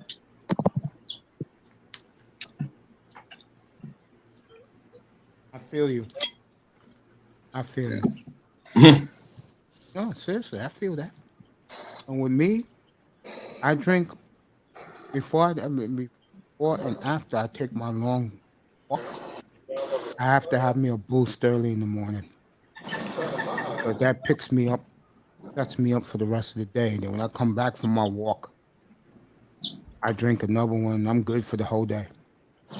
Dude, you know, because dude, when I was in New York, bro, it was an adventure every morning to go get that damn, you know what I'm saying, that coffee. Hell yeah. You know, an adventure, but I wouldn't do a damn thing until I had it. You and everybody else there. You and everybody else. I wouldn't talk. I'm not talking to anybody. That's why it bugged me out when I moved to Florida. Like first thing in the morning, I would get up. I'd either be on my way to school, I'd be on my way to work or something, and everybody's like, "Hey, how are you?" And they're waving and stuff. I'm like, I know fuck? You. Like you know what I'm saying? Like that was some weird shit. That was weird. Like, that was weird. I'm like, yo, I haven't even had coffee. Like, do you even have your coffee yet? You talking to me? Like, yeah, Raven. You listen, this is New Yorkers and New Jerseyites. We're telling you how it is up here. It's true. You're Mr. But Miami. You're learning something because that's the truth. When we wake up in the morning, we're grumpy. I see Yeah. you, and we gotta talk. I'm gonna stay on extra to talk to you, bro. Me and Mr. Miami will stay on to you. Yeah, Mr. Miami knows what's up. Even being that man, isn't it something like how often do you walk past somebody? Yeah, you might not say anything to somebody in a mall or in like indoor, but outside, if you walk past somebody on the sidewalk, you usually say, "Hey," wave to them, nod, smile, right? Mm-hmm. Mr. Miami, and deuce. yeah, that's a Florida thing. New Yorkers are not used to that. We chunk and deuce, and I keep it moving. Yeah. we almost take it personally because it's like, who are you talking to? I don't know you. And how do you know me? That's how I am in the morning. I am actually on that level. I'm like, do not talk to me. I got to get to that damn coffee, and let me have my coffee. Let me have my first sip, and then I'll be all right. But it seems like everybody knows that. Oh, we're gonna go ahead and get in his way before he has his first cup. Oh no, don't do that.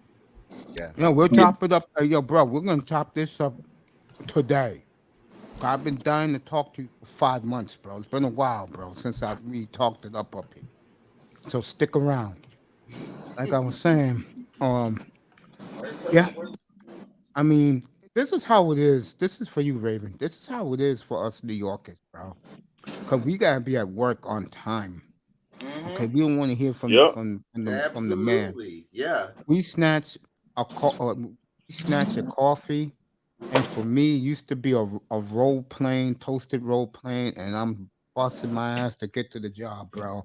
We don't got no time to be eating fancy ass breakfasts, croissants, and Shout out to the butter roll, yo. The butter New roll. York. We don't got time to do that. What got me like that? I mean, when I got into IT, the older seniors, the older co-workers, they were exactly like that. So I mean, that basically got me in that mode. Hey, I gotta hurry up and get what I need to get, and then get back to my desk and get my task over with, and get focused. But yeah, they got me into that kind of mood. People like, don't tell me good morning. I'm not gonna get upset if you don't have to. If you didn't tell me good morning. And not only that, though, you have to take into consideration people in the tri-state area have to go through an obstacle course just to get to work. So we really ain't trying to talk. By the time we get to our desk or wherever, it's like, all right, let me decompress from all I had to do to get my ass here so I can start working. You complain about the traffic in Texas and Dallas Metroplex, and you right about that. All those Californians moving in. For us, bro, and I think Toyah and maybe Auntie can speak on this.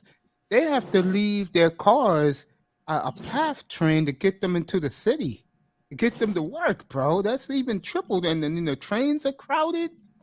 People and it ain't like no sardine boxes, bro. It ain't no telling what kind of shenanigans you're going to see on the train on the way to work. Mm-hmm. Oh yeah.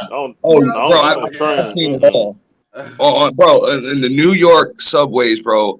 Well, I'm not even gonna say I've seen it all because every time I say that, so let me knock on wood. I hear something bad done happen on the news or some next YouTube video comes out. But yeah, I've seen a lot of stuff on the subways, bro. A lot. I've been through some stuff, dude.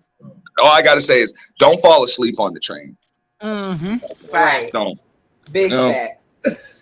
Big facts. Keep it moving. I mean, and appreciate keep your wallet in your front pocket. And appreciate the dirty. Bro, you can put it in your front pocket. That don't mean it won't be picked. That's right. Come on, those pickpockets are no joke, bro. In the city, appreciate the dirty water dog stand on the corners. They'll take your watch right off your wrist. Appreciate those hot dog and hot sausage stands on the corner, because you're gonna need a quick one made up and back upstairs, bro. You're gonna need that for lunch. It gives you wings. Because I don't know how it is in Dallas or in Miami lunchtime, but in New York, everybody squeezed into a pizzeria. I mean, you could just ask for 2 Jamaican beef patties. You gotta wait. Shit, in lunch hour, at least in Plano, It's almost around the block lines for people trying to get into Chick-fil-A. Oh wow. Yeah, Like it's that. usually it's like that here. Mm-hmm. Like that at Popeyes. Yeah, that's why they opened up the Popeye? second line and they had people Yeah. outside taking your order. Mm-hmm. That was the issue I had at Popeyes. I was like, I'll never go there when I heard that people were beating each other up over a damn chicken sandwich. Over that yeah, I chicken go with sandwich. They went crazy over that shit, bro. Oh, People yeah, I But- go getting with stabbed them. over Popeye chicken sandwich. I thought it was even worse to sit in line waiting for like a couple of hours and then you get to the counter and you find out they're out. Somebody should be outside telling people that, like taking people's orders. Like it's just a blatant disrespect for your customers. And that's just bad business. You don't disrespect the money I under any totally agree. circumstances. You know? I totally agree. And I was like, if anything, when they were like, what's better, Chick-fil-A or Popeyes? I was like, I'm taking Chick-fil-A over Popeyes just with the customer service alone. You know, they You only know? got one here in New What is York, on- and it's on 86th Street and 3rd Ave, and the line is around the block. Or take your or just fix you some lunch the night at night and have it for in the morning.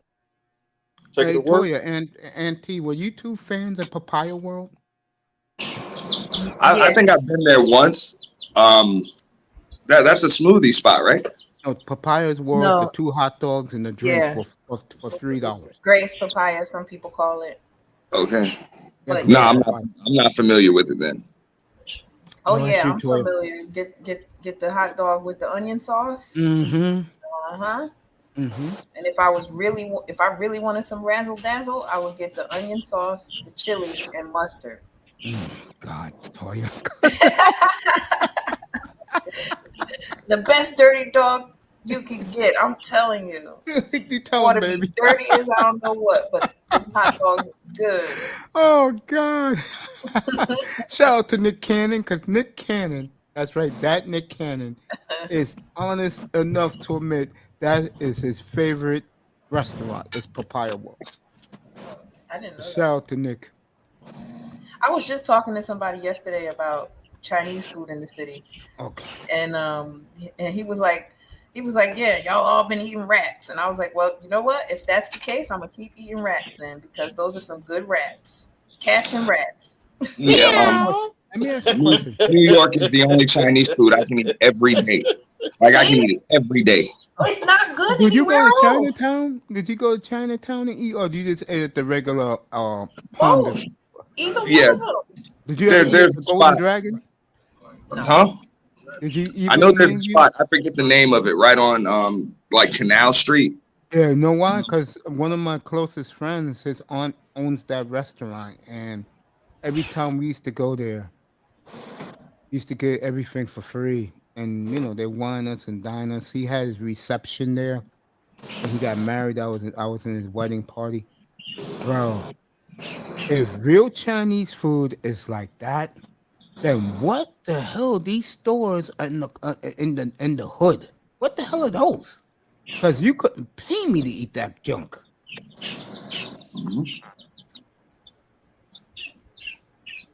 Now, I don't know if it's something in the water or just like Toyah said, maybe it's rats and cats. I don't know, but I'll eat it every damn day. See, I lived in Riverdale, so you know.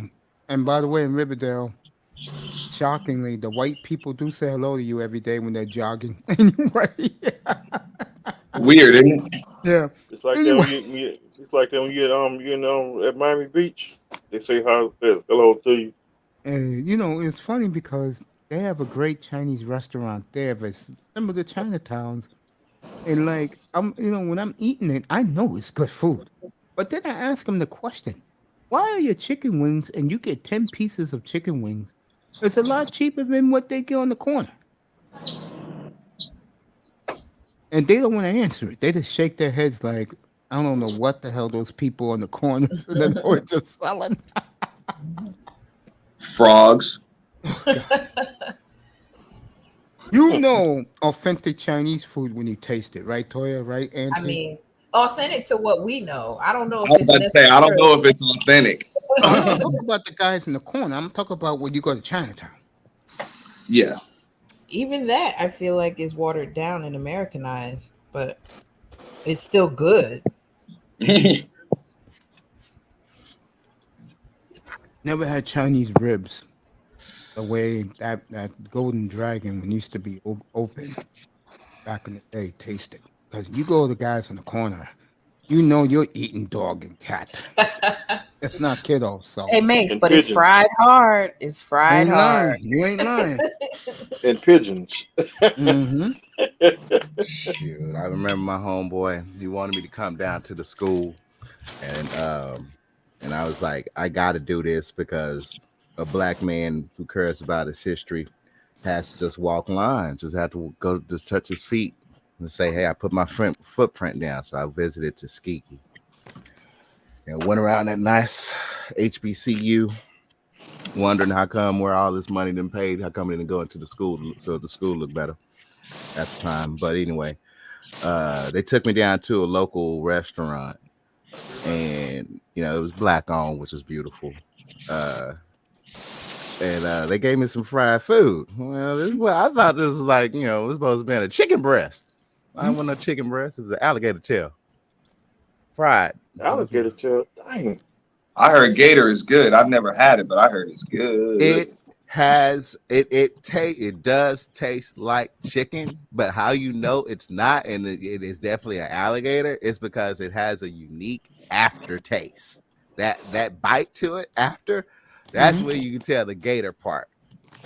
Yeah, I mean the meat is fine, but that meat has an aftertaste to it. That's what he said. Auntie, you don't like frog leg? I've never had it. Okay, so I'm allergic to seafood, right? Yeah, I am too. So I've always been scared to even try reptile or amphibian or any of that.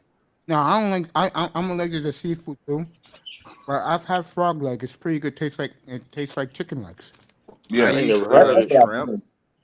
And You gotta go. You gotta go to places where they cater to French. Like Montreal, they sell it there like it's going out of style. And when I used to go up there, they had frog leg, and it was pretty damn good. I was like, you know, I used to just be a fanatic and love shrimp, and then I got allergic to shrimp, and then that was just based to, you know, how a person could, you know, needs to prepare the shrimp before it's ready to cook. You know, you got to make sure you clean it right, and you know, I mean, down in Houston and Galveston, shrimp is like, man, it's almost like how much water is down there. It's abundance of shrimp. But yeah, I stay away from shrimp now because it causes an allergic reaction if it isn't cleaned properly. Yeah, they say you really shouldn't eat anything that doesn't have scales on it. Of course, people are still going to eat shrimp. Of course. Like that's what they say. You know, it's bottom feeders. So so much stuff down there. It's really your body just rejecting it. You know. I agree. That's a good another reason why I'm glad that I don't eat. I really am happy I don't do that. I'm like Mr. Miami. I'm a chicken hawk. I'm a hawk. Yeah, I have to have my chicken. I don't care. I always made this, you know. But today I'm making barbecue spare ribs. So. I air fried some chicken drumsticks yesterday. And how was it? I'm curious. It was good. Okay. I just seasoned them and let them sit in some olive oil for a little bit, and then I threw them in the air fryer. Now, you keep talking about your air fryer. You know, you're dropping that. You're dropping subliminal messages. You should have seen me last year at this. I might buy one. Air fryers. Everybody should have one. They are really great. What kind do you have? Do you have a Ninja? Yeah. I was like, I'm like a Ninja. All right. So how long does it take to actually do a chicken? Well, I just did the drumsticks, so I'm not sure how long a whole chicken would take. Okay, drumsticks. How long does it take drumsticks? It took 20 minutes for me. Okay. Because I like my meat very well done. So. And Raven, they also have the air fry with the rotisserie. So if you want to cook whole chicken, they make those too. Now that Ninja, it does a whole chicken, doesn't it? I swear I looked at it does a whole chicken too. Yeah. Yep. But does it do a turkey? Oh, I don't think so. I don't think it's big enough for a turkey. No. I've seen the biggest one, and it doesn't look like it. Like it itself is the size of a turkey. I'm already playing, so I like to plan. I think shit out. You know, when I'm that type of Sagittarian where I plan a party, I plan it from afar. So I'm already thinking about Thanksgiving, doing this big turkey feast. I like to cook. I like to cook turkeys. So Okay. I'm gonna do it for my fam. And like Toyah, she's right there. See, hey, Raven, that's when we need to get together. Because, see, I don't believe in planning parties too much. Oh, man. I used to be it's a certain element of surprise that just makes everything fun. Oh, man. There you go, Auntie. Oh, man. I used to host that parties back in the day. And I mean, definitely it's a thought pattern because of even that's why I use the Zodiac Mercury retrogrades, especially. I would never, I was like, you were brave for starting and making this a decision right at Mercury retrograde. I mean, but that's something I would never do. I plan around Mercury retrograde. I have actually hosted a party where Mercury retrograde was hitting that night, and I'm telling you, bro, literally in the club, the personalities transform. Oh, and it's especially that night in October where the time goes back, where you get that extra hour. Yeah, oh my God. Saturday night. When a Mercury retrograde hits that night, oh my God. I mean, literally everybody come in the club happy, kicking it. We all fam, everybody all good. By 12 o'clock or 1 o'clock when that grade hits, boom. Next thing you know, why you dancing with that bitch? Why you looking at him? What the fuck you going to the bathroom for? What the fuck you? Oh, we going out to the parking lot. I mean, shit hits the fan, and it wasn't. It wasn't. I avoid those. Yeah, that's one of the reasons why I didn't do the whole 48 hours that time. I just clipped it. Don't forget about the when you go to the bathroom in the club, you know the dude gonna be in the club with the cologne. Hey, after you wash your hands. Yeah, hey, back in the day. Hey, I always tipped that dude. Always tipped OG. OG Yeah, would be back there. I mean, we were the youngsters. Okay, so OG, you know, here at least here in Dallas, we always respect them black men up in that room because they were dropping knowledge, you know, looking after you. You know, hey brother, I think you a little bit too fucked up. You all right? Here. Say, why don't you take that, bro? Oh shit, thank you, Jake. Let me go ahead and give you this 5. Let me give you this 1. Hey, I'll be back in 15 minutes. Let me finish my drink. They looked after you. So yeah, we gave the concierge a lot of respect. He had a whole bunch of shit, cologne. Oh yeah, cologne. Yeah, any cologne. I used to think, like, how do you get this job? Do you just walk up in the bathroom and post up? Yeah. That actually happens at the club. Yeah. Come on, mate. We're gonna break you from this monk mode. Chipping away from him. I done borrowed Major from Angry Man, so I'm like, I'm chip that thing down. We're gonna get you out of it. We're gonna get you on a date with China White. No, it's not like that with me and China. I was playing with you. Yeah, Mace, man. It's tough for a lot of people to understand that. I'm like, man, China White's like my little cousin, man. Yeah, I know. They can't believe that. She like my sister. Yeah, everybody's like, no, she came up on the panel and she was like, people are talking about me and you are like going together. We seeing each other. Where the hell did that come from? I'm like, it come from me. What? It's funny. They come from me. You know what I'm saying? That's the homie right there, man. It's funny. Yeah, exactly. See, to me, she's her and Toyah like the fine girls on the block, but they kick it to me, and they're cool with me. That's why I'm cool with them. China's terrific. Shout out to that beautiful woman. I think she's back on tonight. She like my sister. Her and David Johnson last night was just hilarious. Oh, they were back on together again last night? No, they check and mate. Yeah, it was pretty wild. That one was pretty wild. That was one that I tuned out of and tuned back into. It was still going on. I'm like, damn, I guess this would have been Jersey right here. I go back with Dave when I first started in the streets 3 years ago. And I'm glad that a lot of those guys that was in the chat room with me, that they all got their own platforms now. You know, Yeah, Dave Johnson's a cool dude, bro. This guy understand his way of thinking. Oh my God, yeah. I mean, he's, and honestly, I picked up on Dave on a few panels that he was on, and I'm like, when he made his own, I was like, all right, brother, yeah. I'm like, because when he starts, I'm like, yeah, you do need your own channel. That way we can focus on he's good what people, man. He your really intention is. was. But I mean, Pissy Fish last night yesterday had me rolling. Even though I was over here on yours, I was like, this bro actually put up Pissy Fish. I already know what that's all about too. Yeah, it was funny. But and the cool thing about his platform, which same with mine and same with some other platforms, like it just starts off, you just get something annoys you in the space, or it just kind of just strikes a nerve, and you're like, you know what, fuck it, I'm going live. Yeah, and I like that about your brothers, because you are actually, you talk about the manosphere now. All right, yeah, the manosphere and the elites are going to actually, begin to just distance themselves, work on their brands. Absolutely. And what you two are actually doing is actually being very progressive, because you are actually talking about some, sensitive topics and good adult mature topics. And you're coming about it, you got to get some things off your chest. And I like it. I like it. I'm like, you're onto something. You're onto something. I mean, you are actually developing what you're doing right now. See, back in the day of porn, amateur porn, you create your own niches. And I mean, you're doing it right now. And I'm like, God, these guys are actually on their own roads. They're on their own. This is the new age. Okay, this is I see this is actually going to come to a peak at 2023, 25. Ooh, 2023 is going to be a while, because y'all all going to be in your lanes and you're doing it right. Good luck. Good luck. Hey, we're gonna be here.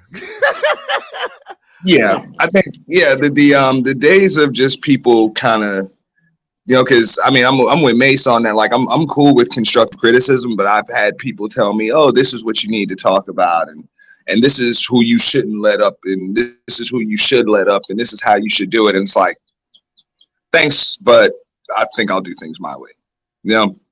Appreciate it, but no. You can't be like everybody else. Yeah. Every artist is going to be original, and you're working on your own original content. You are a content creator, so you got to always have that respect to the other content creator. I mean, I was like, hey, don't ever do this. Don't. I mean, I'm not gonna criticize. Like, shoot, whatever you creating, hey, that's how. I mean, you're in your artistic zone, so do it. Yeah, and man, like I said, shout out to David Johnson, shout out to Mace. Shout out to Toyah, for the, what I'm saying? I love when she goes up there, when it's her and Roguish up there. Mm-hmm. Man, they're awesome, bro. Like, it's just great. And then, like I say, Toyah is like always says some profound stuff. She's like, can I offer you some pushback? Yeah.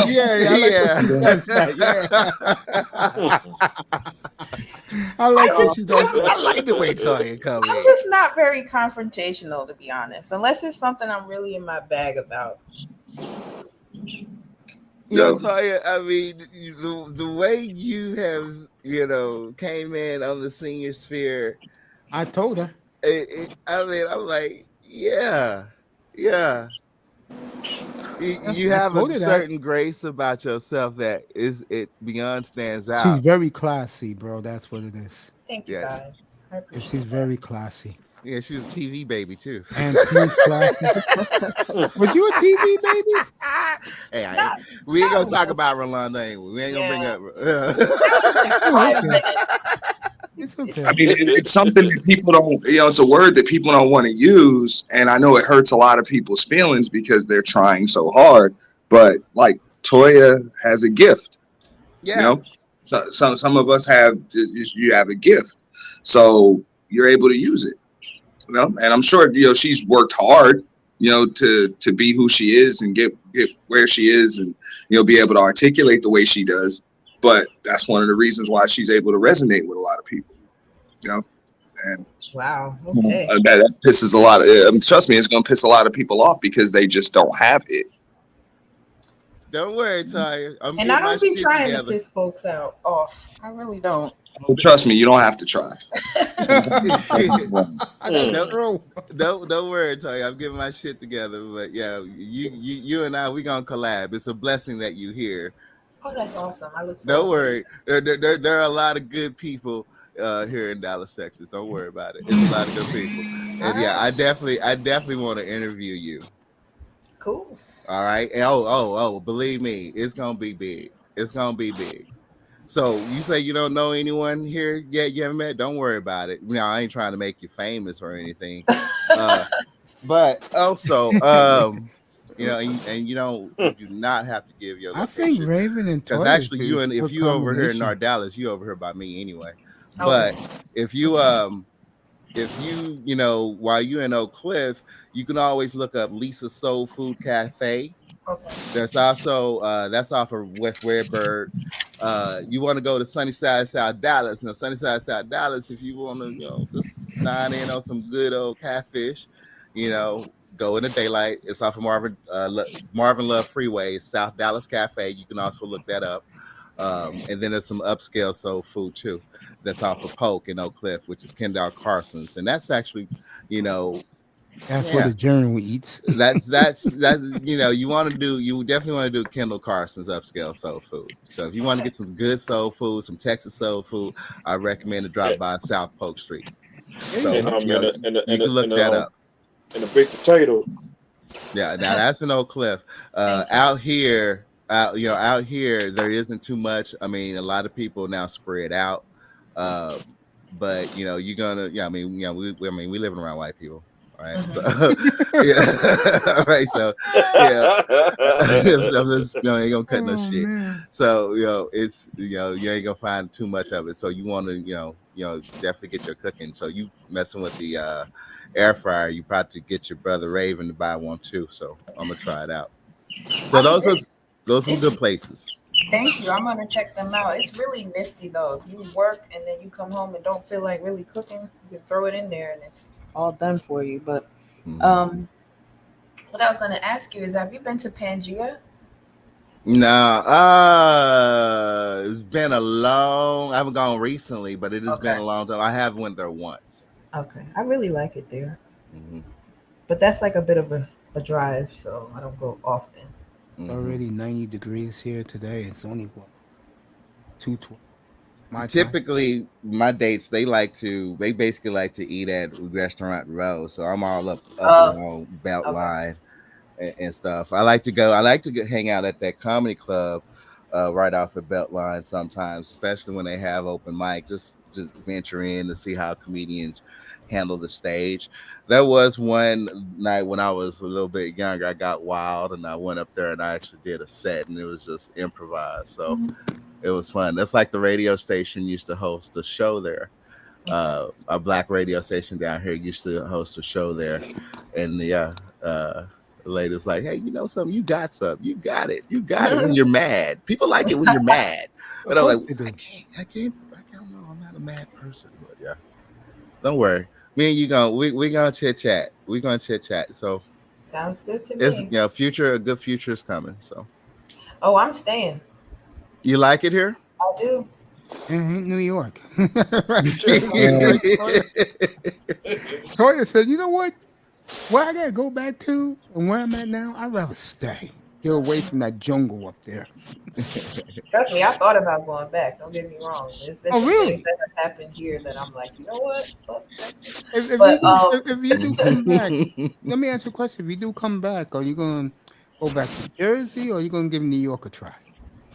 If I come back to the East Coast, it will be the South. Oh, okay, it will be either Virginia, the Carolinas, or okay. Yeah. Okay. I'm not doing that winter no more. Doing that winter no more. You know what? I can honestly say this. I missed this winter because I was in and out of the hospital, so I missed the winter. All I know is this: the days I was released, it was freezing outside. Oh my God! Damn. The only thing I had was a sweat jacket and some sweatpants, but I was just so goddamn happy to get out of that place. I said, yo, just get me home, bro. I don't care. You know? Hey, Coach, you want to move to the South? Me? Uh-huh. If when I leave this place, I'm going back to the West, bro. I'm a West guy, bro. Well, I like the West Coast. Living there for 8 years, I loved it. I really did. I love living out west. No Birmingham for me, bro. Shit. You know, I'm not doing Oakland either, even though, you know, Coffee, if you're listening, I love you, bro. Nothing against Oakland. Game changer. Nothing AMT. Nothing against you guys out there, but that's not me. It won't be San Francisco either, even though I would love to live there, but too goddamn expensive. I was about to say, man, yo. I don't make. I'm not making Ravens money, bro. You need $1 million a year, man. Live in San Fran. Hell yeah, Yeah. richest city. It's the richest city. I think now it's changed a lot. It's now Frisco, Paris, and then New York. It used to be New York always and Paris. Yeah. And San Francisco by far is not even close. Don't get me wrong, man. I always wanted to live in the village. It's changed now, and you know that. Yeah, I know. Those And that's fucking why I'm like, hipsters yeah, no, thank you. Those fucking hipsters ruined everything, bro. But growing up, I would love to live there. Hell yeah. That used to be one of my hangout spots when I was younger, bro. I loved it down there. Because down there, Toyah knows what I'm talking about, but for Raven and Mr. Miami, it was a place where you could be anything and you accept it. You know, except if you was Jack and Jill or Boulay or, you know, racist, you're not accepted. But if you anything else, you know, any other personality as a human being, they accept you down there. And that was the first time I ever experienced people wearing different color hair. I'm dead serious. Was going to the village, and I used to look at it and go, okay, it's normal. You know, I said, look at me, I'm a 300-pound blimp. Good. Man. Some great eateries down there. Absolutely. St. Mark's Pizza to me, and the original BBQs tops it for me. Whatever it is you want, you know, from donuts to steak, you know, everything, bro. Beautiful down there, man. Oh, it used to be. Now the hipsters took it over. It's a shame. That's what it is, man. No. So I said, man, New York, I'm like, keep it. No, keep it. You know, I got family that's always you well off to West Palm. Yeah, they're like, oh, when are you coming back? When are you coming back? And then 2 years later, they move away. Yeah. I'm like, I'm not. Okay, Mr. Miami. I'm not coming back. Why would I? I mean, the only thing that I you know, I would love to see myself do is just go to Madison Square Garden, and I also do. Yeah, I'm interested in seeing what Billionaire Boulevard is going to look like, especially when they finish building that tall China. Yeah, China builds that tall skyscraper. What boulevard? It's by Central Park. It's going to be right by Central Park, Billionaire Boulevard. You know what that is? That's Central Park. That's Central Park. That's Fifth like Avenue. Park Ave? Where is that? Yeah. Is Fifth that Park Avenue? Well, Fifth is downtown. Yeah, it's downtown. Yeah. Well, I mean, basically that whole area around Central Park is huge. like it's gonna end up. I mean, the design is gonna end up looking like a Dubai, and China basically just bought like a big space of it. They're gonna build a big super tower there. Yeah, and you know they are building a Hard Rock hotel and casino right in Midtown. Yeah. Oh, yeah. really? So That's it's where like, they put it? so it's The like whenever contract's already done. They will be building it, bro. Yeah, I know they're putting a Caesar's Palace in Staten Island. Yeah, like bro. Stephen, my owner, the Dolphins, Stephen Ross is building it. It should be open already. They're building everything up. And I'm like, man, I'm good. They're trying to turn New York into everything. Like it's gonna be get us out of there. It's gonna be like a Vegas. Yep. You know, a Disney World, of course, a business center. You know, it's gonna be some of everything. And that's what New York should be. You know, that's what New York should be.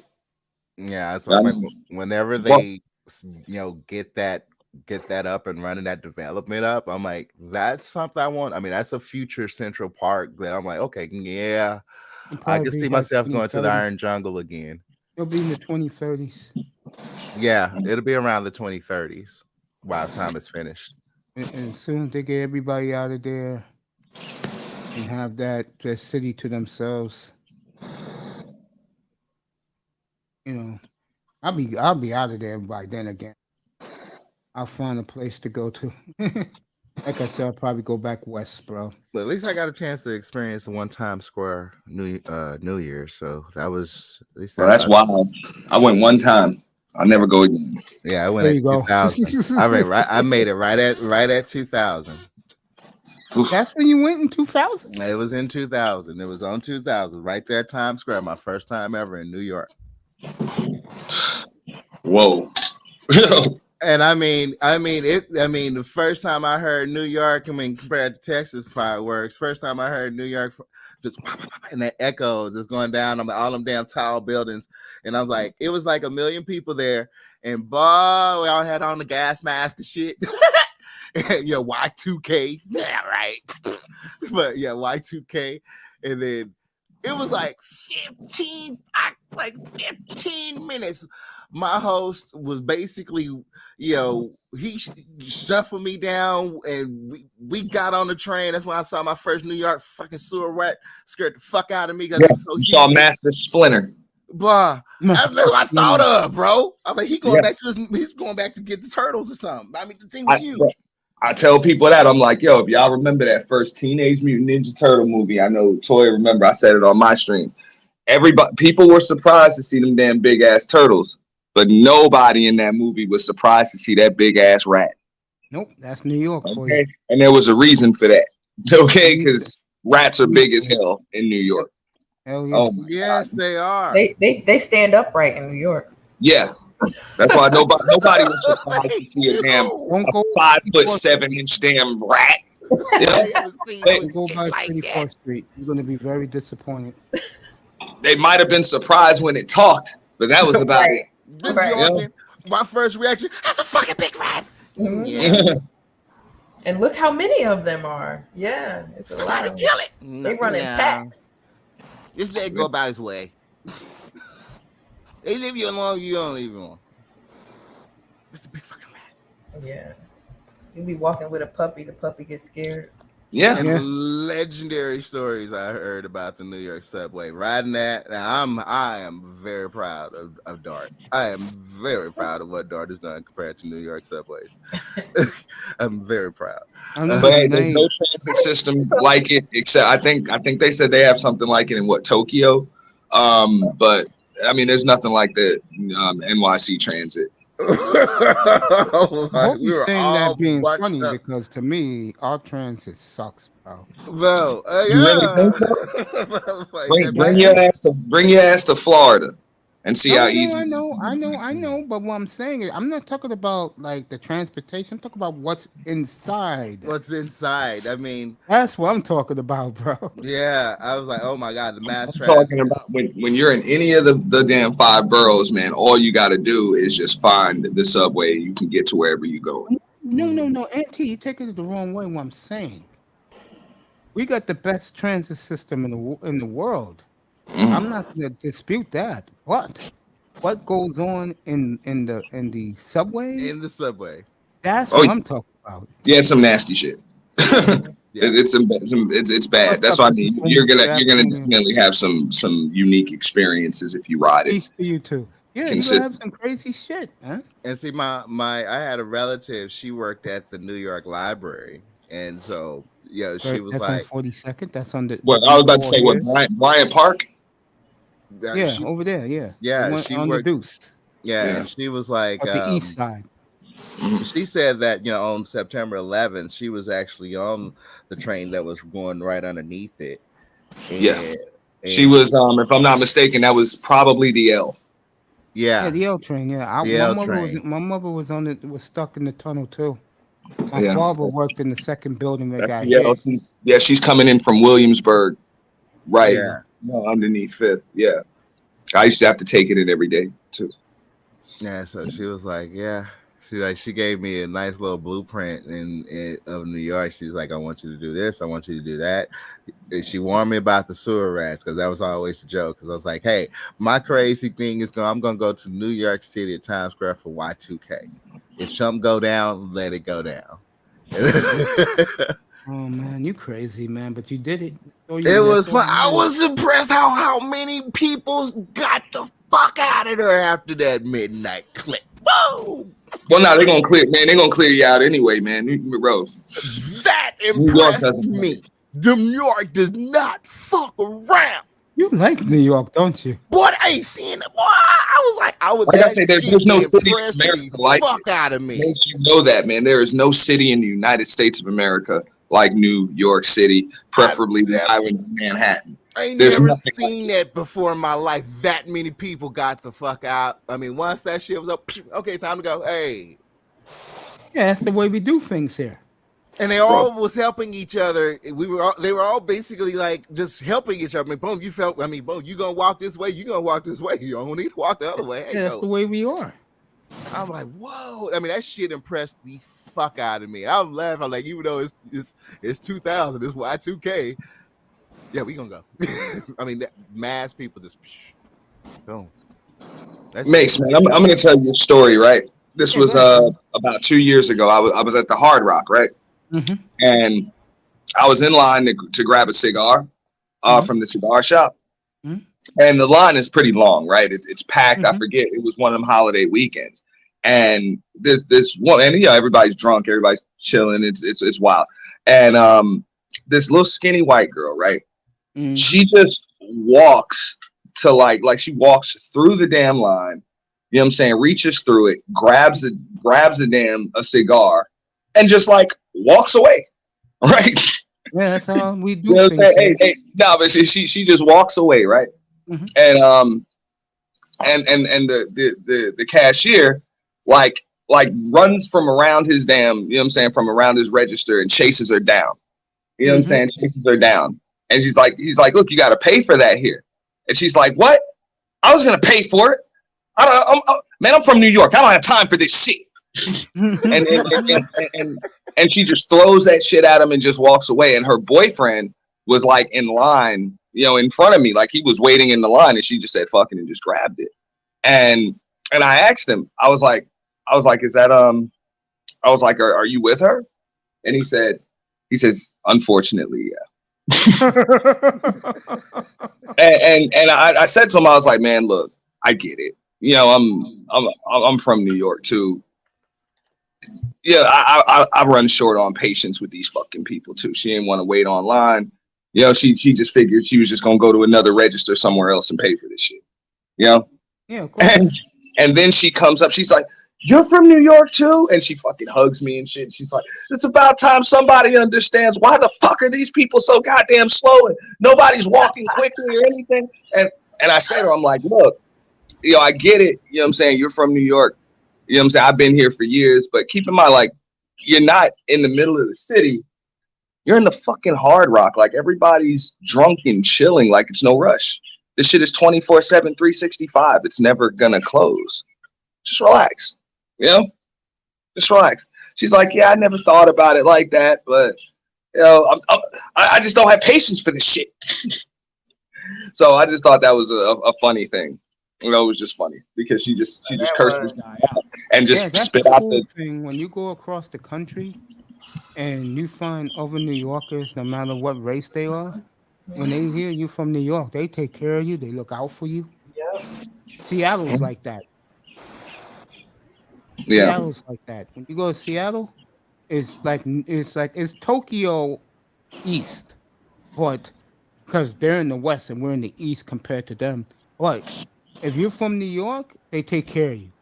They go, oh yeah, you can eat here. It's like this, like eating in Midtown. If you want good burgers, like Jackson Hole, you can go here. And you know, that's the way New Yorkers are. Because, and I hate to say this, Auntie is gonna smile when I'm about to say this. It's true what they say. We're the big bad New Yorkers. Yeah. Yeah. We think that we can do anything, anywhere, anytime. Because that's how you have to get it. Hey, and then there's one line if a motherfucker tries to stop you, just like that chick said. Look, motherfucker, I'm from New York. Right. Boom. Don't fuck with me. I'm from New York. You know what I'm saying? Real shit. That's how we are. Yeah. Act like that, but I know a lot of New Yorkers do. I mean, Bro. Tess told me the story about when New York brothers go down to Florida like Antede, and they don't even say nothing to the Florida niggas. See, the Florida niggas down in South Florida, because of their rep, they think they're all hard. But when they come across a New York nigga like Antede ain't playing that shit. And he's like, yo, you got something to say to me? I'm here, bro. What's up? Yeah, that bugs them out. Yeah, because they hear how you speak and shit, and they're like, he's true. You know what I'm saying? He's a lame or whatever, and it's like, what, motherfucker? Yeah, true, bro. What? And then they realize that you're crazier than they are. Yeah. And then it's like, okay, now I think I got a little respect for this guy. Yeah. Give me the bro nod. I'll nod to you back and keep walking, bro. That's it. Yeah.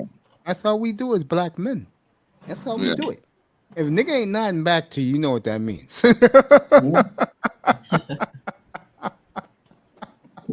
Trust me, I've almost been in a lot of shit out here, man.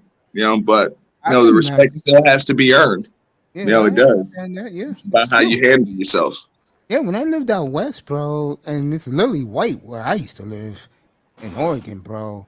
The one thing even though I was 300 pounds back then, the one thing they respected about me was I always went about my business. You know, I knew where I was at. I knew what I had to go put up against. So I just said, yo, just do your work, go home, take a nap, shower, and then go wherever you want to go, bro. See, I'll be in my house. I may run across to Tony Roma's because they used to have one of those out there. Get me some ribs, come back. But yo, come Friday morning, when I used to get off work at 7 a.m. Friday, shit, my ass was on the next plane going whatever Western city I wanted to go to, bro. Mm-hmm. And like I know Toyah can say this shit, man. Being a Jersey girl, Jersey ain't shit, but like everybody from Jersey is just like y'all are New Yorkers with cars. Yeah, we're the sixth borough. That's it. You know what I'm saying? It's just New Yorkers with cars. You know? Jersey is the how can I say this? Jersey is the damn, how will I phrase this? Jersey is the suburban New Yorkers who don't want to be in the city. Mm-hmm. Yeah, because they all live there. Yeah, they don't want to be in the city. Like I said to you earlier, Raven, they leave their cars at the PATH train to get into the city, bro. That's not easy. Because as soon as they get into that PATH train, they're going to be packed in like a sardine can just to get to work. And that is very uncomfortable. West New York is literally in New Jersey, but it's right across the border. Yeah. Mm-hmm. You got Hoboken, West New York, and Jersey City right there. Right there. Just have some of the best sports bars. I mean, like I told people all the time, that story, I was in Hoboken. I saw the Foreman. George Foreman versus Evander Holyfield. Damn, that was 30 years ago. Yeah. I remember that fight. Where Holyfield kicked his ass, man. Oh, you outside Pittsburgh? Kicked his that ass. was the way I saw it, bro. All 12 rounds. Well, Holyfield won the fight. Yeah, bro. I saw was Holyfield had pelts over his head, bro, while George Foreman was biting a cheeseburger. Yeah, speed knocks me. Look, baby. I remember that damn pair of shades they tried to put on Foreman after the fight. He couldn't even put that shit on his face. His eye was so his head is bigger than the planet Earth. What's he said for you? I said he has speed knots, Mace. Yeah, he had speed knots. Yeah. I'm like looking at this shit. And I'm like, yo, excuse me. That's what I was saying. Tony Manzano's here. What's up, Tony? You guys were just talking about boxing? No, we just but we were more talking about New York culture, man. I mean, we're teaching Raven a couple of things about us New Yorkers, bro, how we do shit. But since you guys just brought up the Evander Holyfield versus, was it Tyson or Riddick Bowe? It wasn't even one. It was George Foreman. He fought George? Yes, wow. February 1991. I was outside a freezing cold sports bar in Hoboken, New Jersey. Yeah, they thought that was the hype in that fight we all assumed that the winner would go on to fight Mike Tyson, and then Mike Tyson ended up in prison. And he did what he had to do. Yeah, unfortunately. That's when he took on Buster Douglas. Did you ever watch the Tito versus Oscar fight? Tito Trinidad versus Oscar De La Hoya? That's for you, Auntie. I'm not into boxing in the De La Hoya. I mean, I've seen all of De La Hoya's fights. I don't remember that one, but I'm sure I've seen it. I will promise people who ask me, and I'll put it out in the spear. I will have the what's up, boy in Dallas? We was talking. You and this guy was talking about him last night, Raven. Errol Spencer Jr. I will have Spence versus his guy from Nebraska. What's the guy he's supposed to be fighting later this year? Is it Clarkson? What's his last name? No, it wasn't Clarkson. What's I his forgot last who. Crawford. Yeah. I'll have that fight. I promise. If Stars listen, hey, he educated me on that last night. If I get a strike, I get a strike. I'm gonna show you guys that fight because that's the biggest fight of the year. Nah, bro, you're gonna get a hell of a lot more than a strike. Be careful, dude. I showed the last Spence fight up here, and god damn, did I get a crowd in here? I'll tell you what to do if you wanna do it. Yeah, what you do is you can go live, but put a second, like open up a second StreamYard tab and give people the link to that. Yeah. And you can give like you can broadcast it on a few different StreamYards, like for when your room fills up or whatever. If you got too many people, you can like broadcast it. I can set up an extra link or whatever, but just make sure you don't actually broadcast it live. I know what you mean. mean. Yeah, I'll do that. 37 time get the channel right. Like they your channel ain't coming back, bro. After that, I remember the night. It'll be 2037. I remember the night. I remember the night I was showing the hockey game up here, and guys in the chat room, even though they didn't like hockey, they were pumping their fists. Okay, yeah, Mace, you do it, bro. Yo, we're proud of you, Mace. The game was getting intense. And these motherfuckers out of the blue come out and cut the channel. I'm like, what the? I said, this is the best part of the game. Then they give me a warning. Don't do that. Like, trust me, man. The shit they've let me get away with, I'm like, how the fuck, bro? They let me get away with the last fight like 2 years ago. I played music for like fucking 12 hours straight before, and they just let it ride. They just let me get away with shit. Because of your subscription base, that's why. I mean, like, you put on good performances, bro. Even though you get tired of that shit. And trust me, every dude told me this. O'Shea said it. All these dudes said, when you do shit like you do, bro, they love it. These white folks eat that shit up at YouTube, bro. Yeah. They eat. I'm surprised I get the feedback that I get. That's why, I had to, like I appreciate the constructive criticism, but there were a lot of people that told me you can't do it. Like it's never going to work. They told me you can't do a co-ed space in these spaces, or it's just not going to work. It's going to fall apart. Well, I'm proud. It didn't. They told me you got to pick a side. You're either going to have to be with this clique or be with that clique. It's got to be all for the men or it's got to be all for the women. And I'm like, that shit doesn't work. Like that. Raven, last night we were just giving you flowers, bro.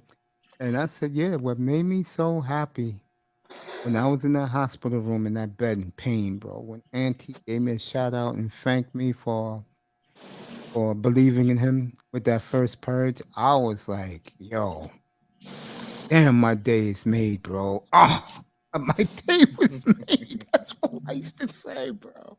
Appreciate you, man. I really do, man. I appreciate you, dude. Like, bro, y'all don't know how much, like, I've taken a lot. That's why I always give people shout outs, even if it's just an idea. Like I made sure that I give my shout outs to Platinum, Bomb Cherry, Angry Man, Sir Ism, everybody. Even those those TMHC ladies would because they helped me to grow my channel from the start. And you know, I just try to give a shout out to everybody because at the end of the day, you know what I'm saying, we all steal something from each other, you know, and shout out to, you know, DJ Kuda, like everybody, you know, Yeah, I do the same thing. Mm-hmm. Yeah. You know what I'm saying? Because people have popped out of the clouds, came up and just gave me advice out of nowhere. You know, shout out to Mahogany. Like, bro, the list goes on. I can't even mention everybody. Yeah, yeah, no, I was listening. You know what I'm saying? That's what I mean. Shout out to everybody because you know the space is in good hands. But I just know, look, if you lean one way, you're gonna piss off the other side. If you lean the other way, you're gonna piss off the first side. And if you call it down the middle, you're gonna piss everybody off. So that's the job, though. Do a great job. So it's better. You're better off just letting. Fuck it, man. Just let it go. Let it all go. Manzano, Riddick Bowe never fought Mike Tyson. Mike Tyson was Riddick Bowe's mentor because they're both from Brooklyn. I think he's talking about Buster Douglas. It was Buster Douglas, not Riddick Bowe. Riddick Bowe had one of the great heavyweight fights of all time in I think it was 1992 with Holyfield. That was one of the best fights I've ever seen. Was that one. That was the last days of the heavyweight because since those Klitschko's took over, heavyweights have died a slow death. Heavyweights will be back. I think heavyweights are back if you ask me. You like Fury? You like Jessica X's guy? I really do like Tyson Fury. I really do. I don't care what anybody says. I still think Tyson Fury is the best heavyweight in the world. I'm not into boxing. I don't know. My day was what we were just talking about, the Riddick Bowe, the 80s with Hagler and Hitman Tommy Hearns and Sugar Ray. Those were my days, bro. Yeah. Lexus Arguello, Aaron Pryor, and the Orange Bowl. I mean, look, I made my money off of Tyson Fury when he literally beat the ever-loving stuffing out of Deontay Wilder, not one, not two, but 3 times. Okay, the first fight was called a draw for no reason. I mean, well, there was a reason, just because of one knockdown in the 12th round. But I made money on all 3 of those damn fights. So, and I still got people arguing that guy's not the best damn heavyweight in the world, and I'm like, who's better? Yeah. Tell me who's better. You talk about the Klitschko boys, if I'm not mistaken. He beat up on a Klitschko boy to win his first title. Auntie, trust me when I tell you this, brother. Last time I was into boxing I can't believe I'm saying this because it was the 1990s, 30 years ago, man. Yeah, I mean, yeah, the heavyweight division. Of course, it's not what it used to be, but the sport of boxing is only going to go as far as the heavyweight division takes it. Wow. As much of a draw as Floyd Mayweather was, he couldn't carry the sport of boxing. Wow. He couldn't. He was just a draw in himself, because he was just a personality. Then, Auntie, let me ask you this question. It's a twofold question. Number one, you think pay-per-views have been down in the 21st century? Absolutely. Okay.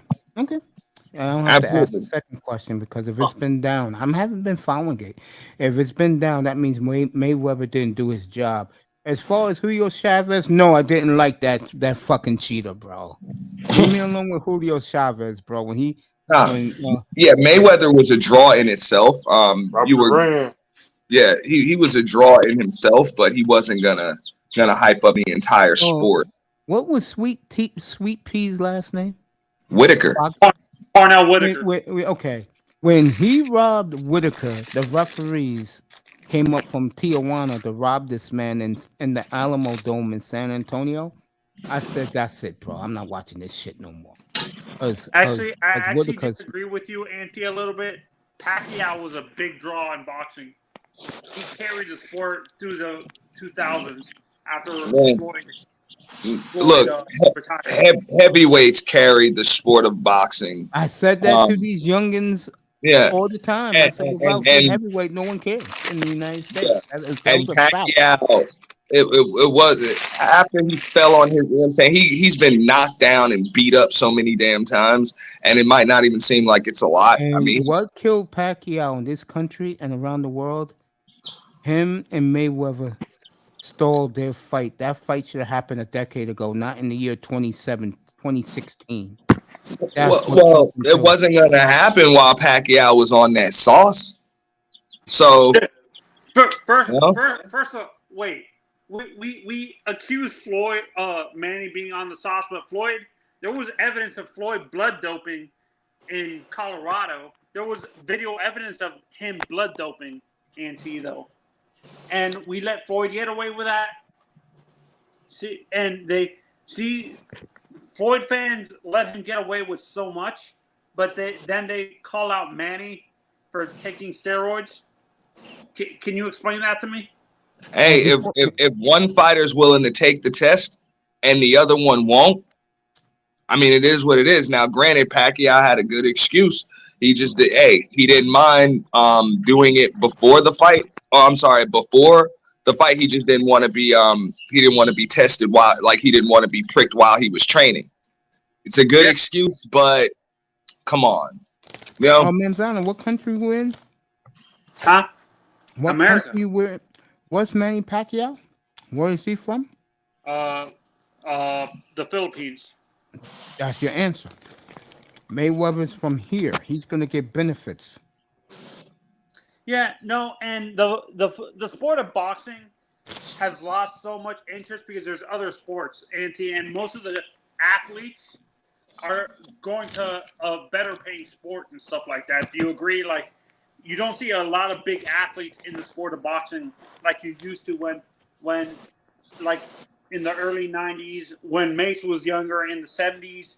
Thank you. Stuff like that. Well, no, I'll respectfully disagree. Look, when you're talking about a day and age of social media and stuff like that, it's not that you're lacking athletes, it's that you're lacking characters. So you're believe it or not, they might want to bring in a consultant like a Vince McMahon or Vince Russo or some shit to help out the sport of boxing. It's funny. We talk about wrestling and we bash Vince, but the guy knows how to promote. And we forget before his father became a pro wrestling promoter, he wasn't involved in the sport of boxing. Yeah. I mean, that's what it was. You had characters. You had people that can put on promos. That's what, I mean, because you got to keep in mind, it's a business. And that's what made Mayweather such a draw, plus his record. Because at the end of the day, people weren't tuning in to see Mayweather beat somebody up. People were tuning in to see if this motherfucker finally going to get knocked the fuck out. Facts. Or One Community. What's up, my brother? Shout out to One Community. That's another one that I didn't mention, man. That's consulted me, and you know what I'm saying, bro. Unfortunate. But in turn, do you guys agree with me? The reason why you don't see a lot of characters or young kids starting in the sport of boxing is because you're not getting paid right away like you see in other sports and stuff like that. Like you see in basketball or football or something like that. If you're a superstar and stuff like that. Even when I'm going to tell you why, Tony. Because back 120 years ago, white people, certain ethnic groups, when they moved to New York or to the United States, they were dirt poor. And the only way for them to get out of it was to box because people wanted to see people kill each other. And that's why a lot of people like boxing. That's why it became popular. I will argue that boxing is back in the 1900s. You could argue boxing was the number 2 sport in the world after horse racing. After baseball here in America, and of course soccer overseas. Everybody loves a good fight. Yeah. No, the reason why I said horse racing, Mace, before you said baseball is because I said the 1900s. Yeah, in the 1900s, horse racing was pretty popular, because that was the easiest sport to get into in terms of getting horses, because back then horses were cheap and stuff like that. Yeah, I could see that. Hey, Mace, do you think there would ever allow a team like the Harlem Globetrotters to go into the NBA, or they're more of a comedy team now? Yeah, they always been a comedy team. I thought they used to be part of the ABA. That was the old ABA. I don't pay the Globetrotters no attention. Nobody does. They're the Globetrotters. Because I thought Meadowlark Lemon played in the NBA before he went to the Harlem Globetrotters. A lot of players from the NBA played for the Globetrotters. I mean, that's the end of it. I mean, did Wilt play for the Harlem Globetrotters? Yes, he did. Okay, yeah, I knew Wilt, one of these Hall of Fame centers did. I don't think Kareem did. No. No. Like I say, there were a lot of, for the most part, Wilt was the only like superstar that played for the Globetrotters. But the Globetrotters are a sideshow, dude. Wilt Chamberlain was the best teammate, the best player you ever played with or against. No joke. And when he said this, because the media hated Wilt because Wilt was typical brother. He liked to chase women. Remember, he's the man who said he did 20,000 women. 100,000. 100,000 for Wilt? Okay. 100,000. My point is, they asked him the question, and he said Meadowlark Lemon. Best player he's ever played with. Yeah, no, and my mistake. Did Wilt do a movie with Bruce Lee? No, that was Kareem. Okay, I thought it was Wilt or he died while filming that movie. He did the fight scenes with Kareem, but him and Kareem was good buddies. Yeah, and for Bruce Lee to win that damn fight, he had to take out damn Kareem's eyes. Kareem was kicking that ass, man. Kareem said that was the best training to do martial arts he said you ever did in his life. I'm gonna bring up two guys that I want maybe Raven and maybe Mace's opinion. And I'm gonna bring up two guys. I wonder if you guys agree with this, that they're the two most underrated guys because of the era they played in, Spud and Muggsy. No, I don't think they were underrated. I think they were rated right where they were. No, because the point guards they played with, I'm saying, like the better point guards at the time, they get overlooked. My mistake. Those two guys were never amongst the top point guards in the league,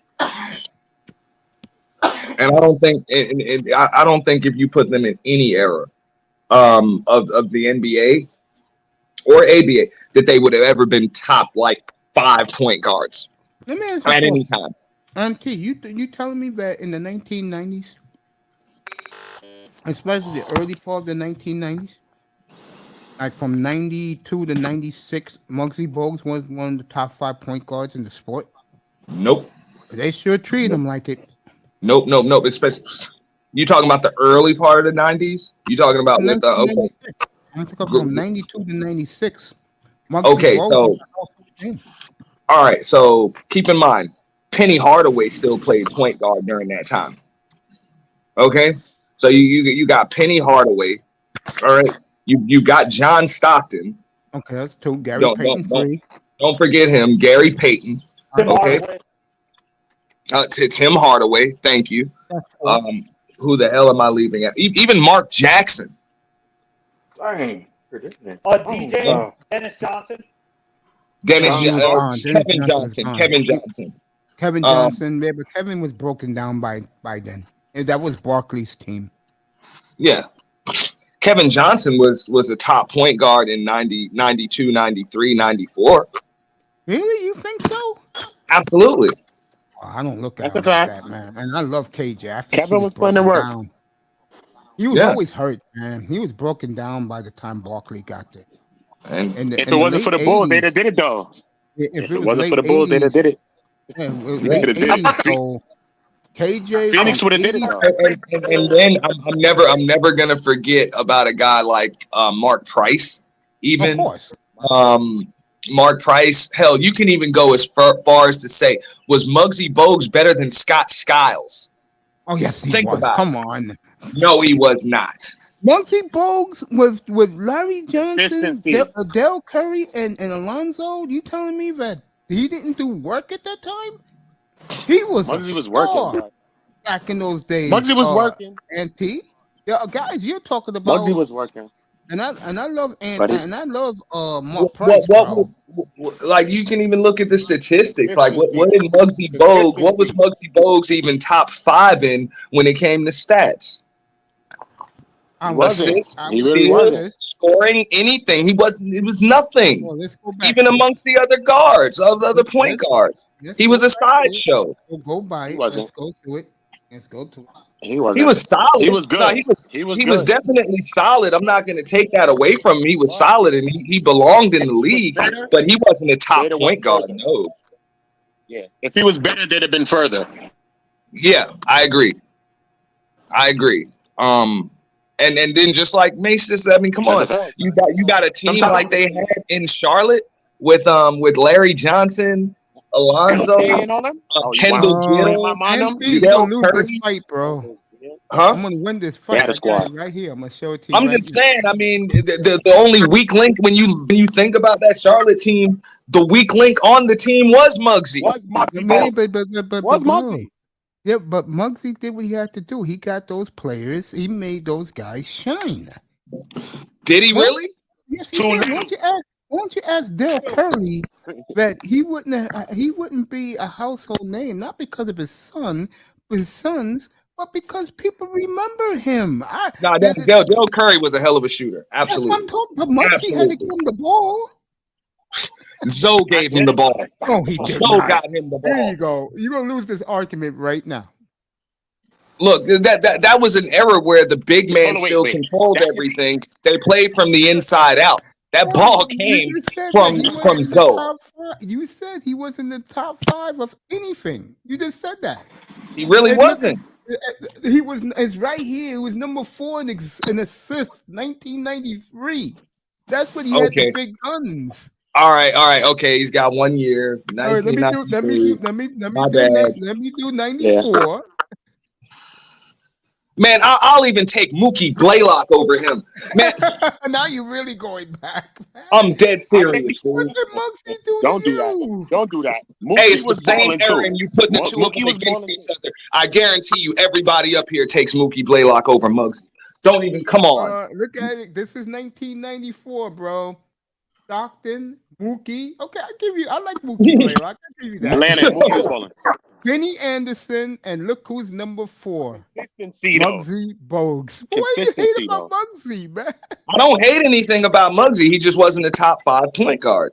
He's doing what he's supposed to do, and he's in the top 4. He did the best he could do, but he was also a dwarf. He was too small, man. He was just really too small. Are you dwarf hating? Bro, you're talking about don't get me wrong. I think if he played today, he would probably be a lot more effective. But back then, in an era of physicality, he can't guard anybody. Rod Strickland, God bless you. We love you, Rod. Rod Strickland at that. Yeah, man, come on. I didn't even mention him, and I should have. Yeah, you know Rod's my nigga. No, you know that. Rod Strickland was one of the best. Mace, what's your guys' opinion on Anthony Hardaway? He was too small. You think he's great? We're not even going to. Oh no, Penny wasn't small at all. Penny was 6'6", 6'7" at point guard. Penny was 6'8". Penny at was point guard. Before he got hurt. He's great. Sean, he was a mini Magic Johnson. Absolutely. Nah, Penny was another different. Bro. Hey, he could shoot, and he could shoot the ball. Yeah. You know? So. I'm sorry, man. No disrespect to Muggsy, and Spud Webb is even lower. Auntie, would you put Nick Van Exel over Muggsy? I would. Yes. I would. Yes. I'm not going to argue that. I would. By the way, KJ, who I love, KJ was 8th in assist that year. KJ was great. Yeah, I know he was great, but if KJ and if he was any greater, he got injury prone and a lot of things happened. And if he was excel in his game even a little bit more because everything around him, Rex Chapman, who the fuck was on that team? If he was even doing more than he was doing, Bro, they had would Tom they would've won Chambers the too. They Yeah. had Marley, They they went had to Tom finals. Chambers, they had Mark Yeah. West. Oh, They had No, Marley. they win a championship had they played anybody but the Bulls. They But the win. Bulls, man, that's how come certain people got to excel their game to another level. That's Yeah. what separate good players from great players. You got to. I And thought he was a also, very underrated player, and I always and, said and this. He's the last person to be called like that, wild like Uda, that. also, Mark Jackson what was people very forget underrated. about, what people forget about Mace, with that series with the Bulls and the Suns, dude, the Bulls came off of one of the most epic wins in playoff history against the damn Knicks. 2 wins, 3 wins, or some crazy shit, right? They was Well, wild. they were down 2-0. They were down 2-0, and then they just came back and obliterated the Knicks. So they were on a different mental high going into that series. They felt like they could beat anybody ever in history, and also they were 2-time defending champions. So I love you, baby. But why is that? Also, is because you have a person around you. Go ahead. No, I think he might have cut out. Sell the whole team to get to that. Yeah. No, I mean, also, like, they felt like, yeah, the Bulls felt as though the Knicks, they knew that the Knicks were the best team. The Knicks had home court advantage, and when they took the Knicks' best shot and still just obliterated them, I mean, it's a different type of confidence that you have after that. You know? Did the Bulls during that time? Did the Bulls face the Heat? I have a question. Did the Bulls face the Heat during that time in the Eastern Conference Finals? No, not in the Eastern Finals. No, they didn't play they didn't play the Heat until the 98 conference finals, 97 or 98 conference I think it finals. was 98. No, No, yeah. 97, was over there when he 97, did because that. the Pacers were 98. Yeah. And then that's when the Knicks got screwed. They should have been playing the Knicks. The Knicks got screwed, got And didn't suspended. didn't the Pacers get screwed in 99 with that bullshit 4-point play by LJ? That was 2000, No, that and was no, 99. they did. That was 99 because the Knicks made the finals that they beat. No, Indiana. you're right. It was 99. You're absolutely right. And no, they did not get screwed. Okay. They did not get screwed. They got beat. And ask Uda, man. Hey, they did not get screwed. They got beat. They were playing against an 8 seed. You should have been sweeping them. If anything, you should have won. Hey, if you got screwed one game, you should have won 4-1. If I'm not mistaken, the Pacers lost that series in 5 or 6 games. Yo, one community, you get a chance, come back up. What's our boy Sean? Get back up here. I love what you said about me 2 nights ago. It really warmed my heart. What you said to me up here. See, you guys are talking about the best point guards of that era. This is a honest question. Why don't a lot of people talk about Nick Van Exel a lot? Because number Nick one, Van Exel was a bum. I like Van Exel, bro. What hurt him was his attitude because he was ghetto, and Shaq and Kobe overshadowed him. When they had you gonna tell me that Laker team, the ones that I'm about to say, they won 55 games, and that was the team with Van Exel, Eddie Jones, Sabalos, Bobby Divac, and what's my man Eldon Campbell. You telling me that wasn't a good team, bro? Yeah. They knocked out Seattle in the first round. Seattle used to choke back in those days with winning 60 games and choking all the time. Supersonics. And when they brought in, that's George Karl, bro.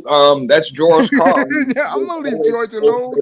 Congratulations to George Karl. He finally made the Basketball Hall of Fame, be inducted in September. George Karl. No. Hey, I'm gonna be honest with you because my team is the Blazers, bro. Seattle in that era, they should have won at least 2 titles. How in the hell? You can't beat the Bulls. Hold on, forget the Bulls. They should have won in 99 when they still had their squad together. What happened in 99? They let San Antonio win it. What happened there? San Antonio had Tim Duncan. Come on. I know that. I'm just asking questions. I know that. Come on. I'm just saying. I mean, It's my boy. You know that. That's my boy, you- man. I have well, to but defend him you- every night. they up here. got Tim Duncan and you got Sean Klump. What the hell? John Clump. I tell you, before he gained the weight, boy. No. You're right. They had Joe McIlvaine, remember? Yeah, they had Jim McIlvaine. They had Detlef Kemp Schlem. left. They traded him to Cleveland. They did have Big Smooth. You know what I'm saying? They had Sam Perkins. Yeah, Big before they deal, got- man. You know, come on. I'm just saying, Auntie. I'm not starting something to amp it up, bro. I'm just saying. I'm just being honest. Like, I mean, when you had David Robinson, who wasn't. I mean, he wasn't the old David Robinson, but he was still pretty goddamn good. He was never the same since Akeem abused him. Never was. Yeah, but you got Tim Duncan right next to him, dude. That's one thing. Tough, bro. That's a tough out, man. Yeah, Duncan. If you ever hear his stories, he's one of my all-time favorite players. Definitely the best player in the 21st century, in my opinion. People could talk LeBron all they want. Kobe's right with him. You could say either one. I don't want to hear about LeBron or anybody else. He said what motivated him was when Karl Malone tried to bully him. And he said that he put on some weight, and then the next year he kicked Karl Malone's ass. And that was the year they beat the Knicks in the finals. Yeah. I always said, and people laughed at me, Auntie, and I said this back in 1997 before he was drafted. I said, that boy is going to be a problem. He's the most fundamentally sound big man since Bill Walton. I got laughed at. I got clowned at. And when they swept the Lakers and closed out the Forum in 99, those same guys kept their mouths shut. I said, you still think he's a bum? They were calling Tim Duncan up. Oh, come on. No joke. I'm serious. That's crazy. Because back then, I was a big college basketball nut, so I watched everybody. I watched Wake Forest every damn weekend, bro. Yeah, and people looked at me like I was nuts, bro. I said, this guy is the San Antonio Spurs savior. Second year in the league, wins a title. Yeah. When you get that type of big man, folks, and I'm dead serious, and Sean's up here right now. What's up, kid? What's up, Sean? All right, I'll say what I want to say when he unmutes. Why do you think right now everybody is in love with Denver next year in the NBA? Because of Jokic. They got the big man back, and the big man's there. I will predict he'll be the first player. I'm gonna look at this list right now. I know Jordan didn't win 3 MVPs in a row. Jordan should have won 7 in a row, in my opinion. I hate Jordan, but I'm being real. Okay. Yeah, but that wouldn't have been fair. A player who got robbed, in my opinion, was Jordan and Hakeem. Hakeem should have been the MVP in 93. They gave it to Barkley. Should have been Elijah Wan. And if you look at Elijah Wan's numbers, he ascended in the 1990s. And people, you know how this country was, Auntie Raven, Mr. Miami. This was fucking all Jordan all the time in the 90s, bro. And it hurt a lot of players that people don't realize was great players. Look. I mean, I know I get on the Houston fans up here about Hakeem Olajuwon. What do you mean? You mean you get on Laro? That's the only one. No, there's a lot of Hakeem fans, man. They used to come through here, and I used to get on them. But then when I finished getting on them, I said, in reality, wow, this is tough. I'll say it. He's my second favorite center of all, my third favorite center of all time. He's in my top 3. Kareem, Walton, and him. I didn't see Russell gang. I was in diapers before you was, Mr. Miami. I was in diapers, so I didn't see. Hakeem Olajuwon was a special type of player.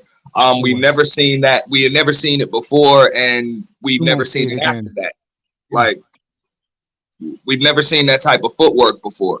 Yeah, go ahead.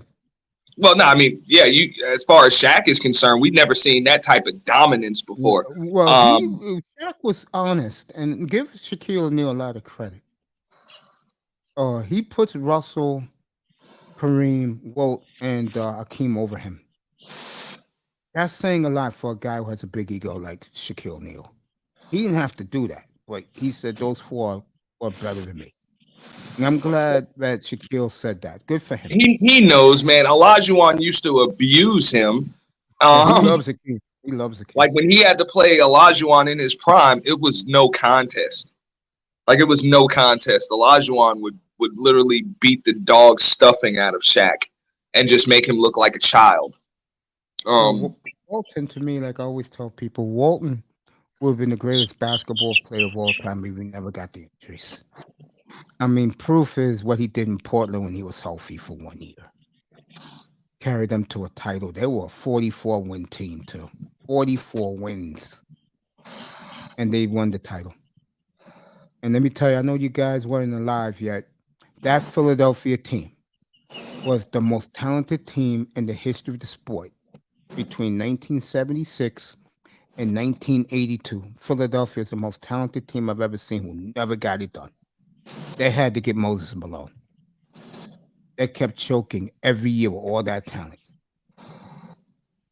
God damn, Philadelphia had talent. When they got Dr. J. McGinnis, fucking Daryl Dawkins, Doug Collins, the announcer, he was a great player till he tore up his ankle. And back then, they didn't have the medicine like they do now. That was Lloyd B. Free, the greatest nut in the history of sports. Auntie, you heard the stories about Lloyd B. Free? A few. But yeah, World Free was a different guy. Yeah. You know how much of a nut he was. He was typical schoolyard New Yorker, Brooklyn. Yeah. And guys, there was no free pointers back then. If they were back in those days, hey, would the record books be a lot different? Sean, you there, bro? Sean's not there. But Denver will be a lot of people's favorites next year in the NBA because Murray will be back. Michael Porter will be back. And I believe if they are back, Jokic will be the MVP of the league again. I'm checking right now that any player ever won the MVP 3 years in a row. No, Jokic will not win. I'm sorry, he's not going to win the third MVP. I personally don't think he should have won this one. This one probably should have gone. Yeah, to me, he should have went to Giannis, but I'm not going. It should have gone to Joel. I'll tell you who would have won it if he was never hurt. If he would have played 76 games this year, Ja would have won it in a runaway. I mean, I'm going to tell you this much. Provided the Warriors don't choke this series, which I don't think they will. Sorry, Raven. The Warriors are in for a real test. Should they fuck around and bump into them Boston Celtics, which I think they will, in the finals. Yeah. Call me crazy. No, I can see that, bro. I can see that. It's not nothing crazy. Boston's legit, bro. Yeah. Boston's real. I know Yeah. that disappoints a lot of people because, the bullshit comes in. And if Miami loses this, it's on them. If Miami loses this, I don't even think it's their fault. They're just that Boston team is a better team. All right, here we go. Bob, look at them when they're healthy, bro. You see the difference. All right, Miami was down in game one with no Al Horford, no Marcus Smart. Miami was still down going into halftime by almost double digits. Boston just ran out of gas. Now, game two, you saw what happened with Horford and Smart. They pretty much ran Miami out of their own damn gym. Well, you're not lying. And it's scary. All right, here we go. The list of the MVPs. The only one who's ever done it, and I am shocked by this. The only one who's ever done 3 in a row is Bill Russell. I mean, there were 12 teams in the league then. Would you leave it alone, Andy? All right. Let's keep it real. The player who has the most, of course, is Kareem. Let me see how many Jordan won in his career. Jordan should have won more. 5. Michael Jordan had 5. Kareem has the most. Him and Michael Jordan. Well, you foul. There was only 12 teams back then. And T, you want the truth? It was only 8 teams back then, bro. Okay, 18. My bad. Oops. Come on, man. So let me ask you this. I'm going to do a show probably next Saturday. If Jordan played in a league with 8 teams, Jordan wins 16 MVPs. If Jordan played today, he win probably the whole decade, like Gretzky did. Yeah, because he would average 49 and a half a game. Yeah, I mean, I had an argument last night with young what's up, Relentless. I said, "You kidding me? If Havlicek, Robinson," he asked me who's better, top 25. I named 30 guys up here last night from the 1970s alone. He was dumbfounded. And I said to him, I ain't even gotten to the 80s yet. Back to the sideline. Yeah, he was back on the side. He was silent, bro. I said, that was the 70s when I was a kid watching basketball. All those guys I named. Well, the difference is you watch basketball. These people watch highlights, read stat sheets, play NBA 2K, and they think they can talk basketball with you. Last year, actually, no joke. Denver, Portland, game 5. I'm doing the game up here. And, I couldn't be biased. I had to do it straight down the middle. And every time Lillard came down the court, I said, Lillard for free. Good. And Relentless was like, get the F out of here. And then he looked it up, what was happening in live time. And he said, damn, this man's playing like NBA 2K. And I stopped for a second. I said, you know what, kid? I'm getting old. When you're comparing great players to NBA 2K, you're getting old. Who did he mention last year? And I'm like, how did you know about this guy? Oh, I saw him in 2K. So yeah, 2K. That's why I'm like, man, I'm not sitting here talking basketball with you guys because you're playing a damn video game. I swear to God, I named 30 guys from the 1970s. And he couldn't. I said, that's the 70s. Do you like me to do the 80s? Oh my God. The 80s and the 90s. In the 90s, the early 2000s, I call that the Iverson era. With Duncan and Kobe leading the charge. Are you kidding me? These guys of today, the only thing these guys of today got over those great players. I'm going to skip the Iverson group because they was very athletic. The Iverson, Steve Francis crowd. They're just more athletic from the players in the 70s and 80s. That's it. Other than that, no. Are you kidding me? I said, bro. I was teaching this kid a history lesson last night. So you kidding me? He was like Bob Dandridge. I said, yeah, he got into the Hall of Fame last year. He couldn't believe it. Sean, you there, bro? Yeah, Sean's still just chilling. He's playing video games. I was gonna say, yeah, these youngins, and I can understand it. They're young, but what's the problem with today's kids, especially millennials? They have a lot to take in. They don't respect history. That's their problem. A lot of them don't, and they don't realize in front of their eyes in everyday life, history is repeating itself in a very bad way. Yeah, I said, you better know history. You better.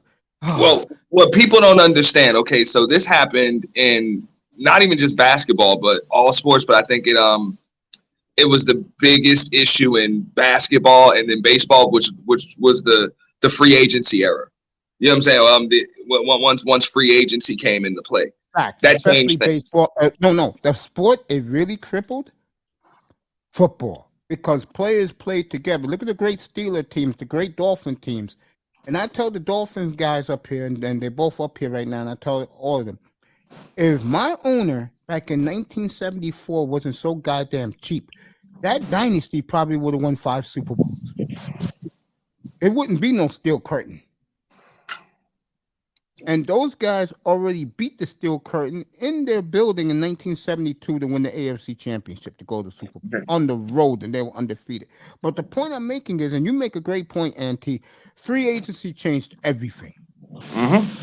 It absolutely did. You lost Warfield, Kick, and Zonka in their prime just because you didn't want to fucking pay them. Yeah. You lost three of the greatest GMs in the history of the sport who have all worked together. Why? He didn't want to pay him. Yeah, you're right. The free agency changed everything, especially to me, football and baseball, especially football. Yeah, and now what you're seeing now is the biggest effect that it's having on basketball too, because of course it's led to the damn collective bargaining agreements, all of this money these guys are getting, and the fact that you got the inmates running the asylum now. There you go. And that's what I hate about the NBA. The inmates run the asylum. Also, in today's NBA, these guys been buddies since they were 15 years old because no one cares about high school basketball anymore. If you're not picked to be an AAU player, you're not going to the best colleges and you're not going to the pros. Yeah. And also, like, and I tell people this too, these guys are making so much damn money. Now, they're worth so much money to a team. This is why you have this load management thing. Okay, where guys don't have to suit up. This is one of the reasons why you see so many damn injuries, is because these kids really aren't prepared to go through the rigors of a damn either an 82 game season or an intense playoff. That's why injuries killed the NBA. They're not conditioned. Because they get to sit out. You can't practice them hard. You know, there was a time when if a guy has some soreness in his knee, they just pump you up with some damn you know what I'm saying? You take a Vioxx, maybe you get a needle in your leg, and you're right back out there, dude. Now you got a little soreness in your knee. You're sitting for 3-4 games. How long? He must be real hurt. Because and I can't even blame the players for this. I don't know. I think most of these guys probably would play if you let them. It's just the organizations are like, hell no. Yeah. We're paying you $200 million. Sit, motherfucker. Yeah. You sit. Give Horford a lot of credit. Because I didn't want to mention this on the air last night because I was already in trouble. But I'll say it now. The reason why Horford was going to sit he was going to miss 4 games of series was because he didn't pass the test that we all know about. And he stayed out. And then when they got beaten the other night,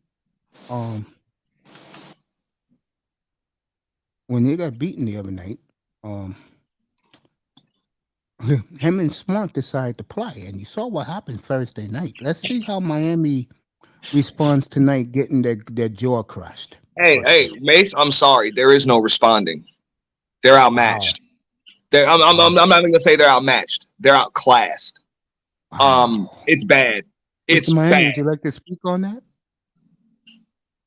And trust me, bro, I'm right here with you, Mr. Miami. I would love to go see a finals game. Like, I would love to go down there and see it. But, bro, they're outclassed.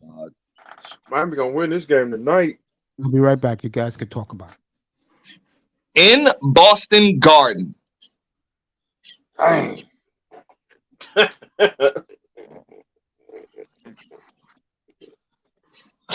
I mean, don't get me wrong. I mean, if anybody can do it on the road, it would be Miami. Bro, this Boston team does not get too high on themselves, dude. You got to keep in mind, Boston is just as tested, if not more so. This core with Tatum, Brown, Horford, Smart, they've been there. You know what I'm saying? They've been there. They've been to conference finals. They've had to deal with LeBron. They played 7 games. Keep in mind, they went to the conference finals with Miami back in the bubble. Okay? They just swept Kevin Durant and Kyrie Irving and knocked off the damn world champions in 7. I remember that. So I'm just saying that this team is tested. Like they're tested. They've got plenty of class. You see the way they rebounded. Because, look, even though they lost game 1, I think even from a coach's perspective, the way I would see it is like, yo, you guys were down your defensive player of the year and your seasoned, veteran big man, and you still had these guys. Like, you could have beat these guys without them. You got. I mean, that there's ever a moral victory, they got it in game 1, and then you see the way they responded in game 2. They literally beat them up. So, I mean, I'd like to see what Spoelstra does, but I really I don't. You need Kyle Lowry, bro. You need him, and you don't have him. Sorry, they need him for the playoffs. Yeah, y'all needed Kyle out. Now, had Kyle Lowry been on the court, I think it's different. I think it's different. I think the series goes 7 games, and I think Miami takes it. But without Kyle Lowry, I don't see them winning. No, I really don't. And the messed up part about it is, after game 1, Boston spotted you guys a game, and they're still gonna beat you. They still angry about it. They still angry about it. 'Cause we got Ray Allen.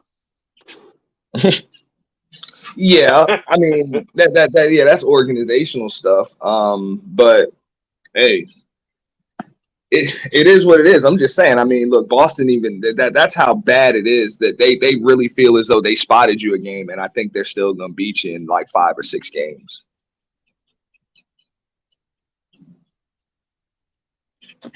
Yeah, and I'm already going a step further. I don't think the Warriors are ready for what's going to come at them, should they have to deal with the Celtics.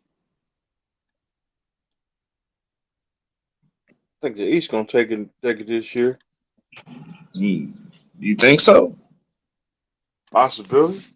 I say the only way the East takes it is if Boston comes out of the East. No disrespect to the Miami Heat, but they're not really much of a matchup problem for the Warriors.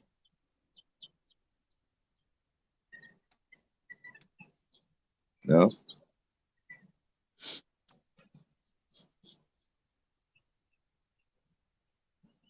So we'll see.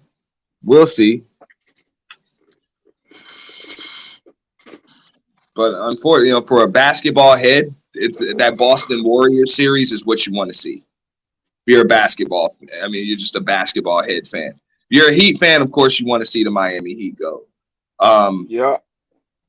But I just think that Miami's just outclassed right now.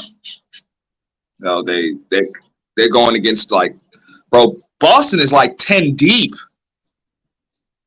10 deep. Physical, yeah.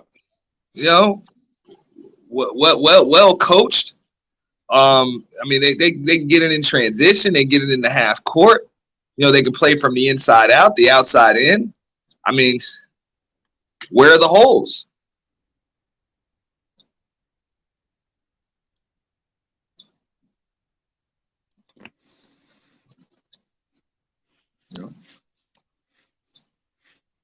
Maybe they might be. I don't know. Maybe they might be lacking some solid point guard play, but in this day and age, it's positionless basketball, so you don't need one point guard to bring the ball up. That's why I said Miami needed Kyle Lowry. They got to get him back. Yeah. I don't. What's his injury? I think he might be his leg. Was it ACL, PCL, or something? Or I think he must have hurt his ankle. Or I'm sorry, MCL. Oh, okay. Shit. Depending on what type. If it's just a sprain or whatever, look, I wouldn't want him if he's not healthy. I wouldn't want him on the court. He's only going to be a detriment. But I I don't see how they can win without him. They're gonna need him. Yeah, they really do. But I think Boston really feels like this is their year. Yeah, Boston feels. I mean, and to be honest, they're playing extremely well. Like they know it. Like I've just been watching them in huddles and timeouts, and I pay attention to a lot of the intangibles, and they know that their style of basketball can beat anybody. It's his hamstring. Oh, that's what it is. It's a hammy. Yeah. And when did he take it? When did he take the injury? I think when we took on Philadelphia. Oh damn, yeah, because with the hammy, he's gonna be out for a minimum of 2 weeks. So yeah, you guys need him back ASAP though. You see, I mean, if you're looking at it online, you see a timetable for the return. I think he gonna be. I hope he be back before week 4. I mean game 4. Oh, we don't. We just say bye. Like I say, you don't just want him back. You want him back healthy. Like yeah, you don't want to just put a uniform on a guy that's not ready. That's not good. Remember that was the mistake that Brooklyn made last year when they did that with Harden. They did that with Harden, and he had the same injury, the hammy, and they just put a damn uniform on him. He's back, and nah, bro, you just put him in uniform. He's he's fucked up. So yeah, you want him healthy so he can be effective. And Kyle Lowry is just one of those guys that has to be fully healthy in order to be effective. He can have a hurt wrist. He can break his fingers. He can have sore elbows and shit like that. But if he's got back issues or ankle issues or hamstring or shit like that, like he's not going to be able to move the way he wants to. And that guy's just he's a hustle player. He's a hustle player and he's a rhythm player. So anything that's going to take him out of rhythm, like a hammy, I wouldn't want him on the court unless he's effective. PJ Tucker, I think he's playing tonight. Yeah, he should be playing. I don't know what the hell they did. Pat Riley don't give a fuck, man. He'll just he'll take somebody he'll have them take somebody in the damn locker room at halftime or in the middle of the damn quarter, stick a needle in their damn back and send their ass right back out there. His medical staff, bro, they'll do anything. They don't give a fuck, bro. So I mean, if Kyle Lowry is not on the court, he is truly hurt, bro.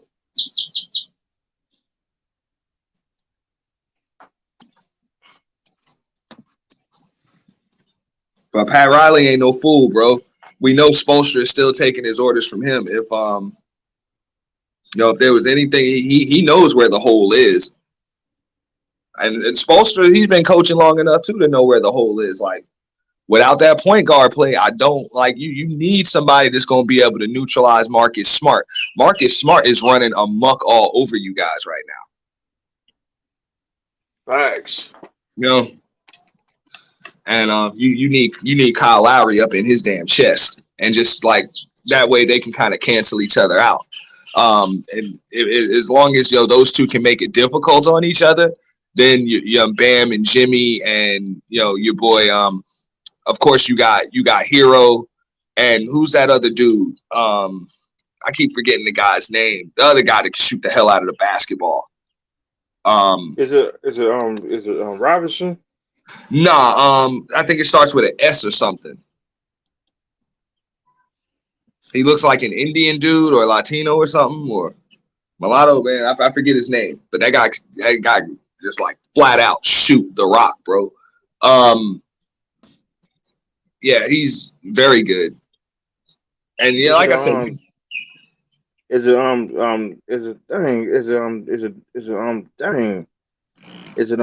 Smart? Nah, for Miami. Not Smart. I'm checking out the roster now. Is it the Mauler? No. What? I keep forgetting even what number this dude wears. Is it number 77? Is it Omir? Nah. This guy will knock down threes from anywhere. He's got excellent form on his jump shot. Like, it's a beautiful jump shot he's got. I think it starts with an S. That's his last name. Is it Max Steer? Yeah, that's who it is. Number 31? Yep.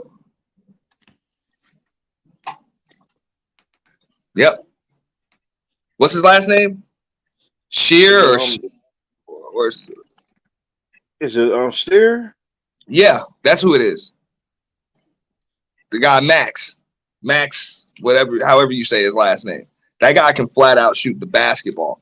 So, that's and I think your Miami shooters are more consistent than Boston shooters. You just they gotta get open,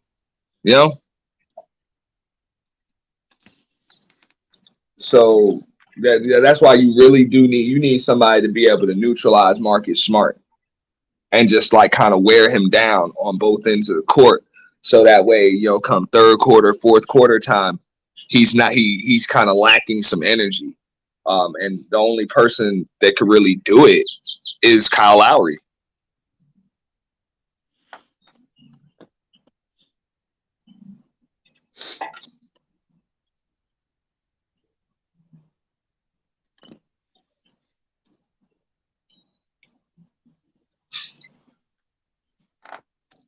And that's just my take on it. Yeah, we just got it tonight. We just got to step up tonight. I mean, you just as long as you guys put up a valiant effort, man, you'll be all right. I don't think there's any shame in you losing to this team. It's just me with the eye test here. I'm sorry, you just outclassed. It's not your year. This is a bad matchup for you. This is a bad matchup. Y'all are better off playing Milwaukee. I want Milwaukee. Yeah, I know you did. I know you did.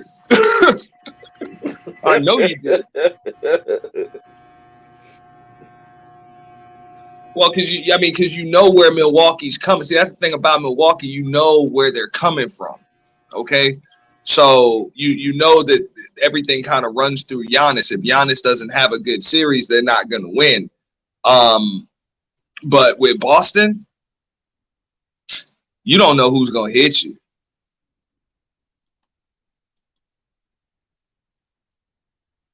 And the reason why is because they're actually a real team.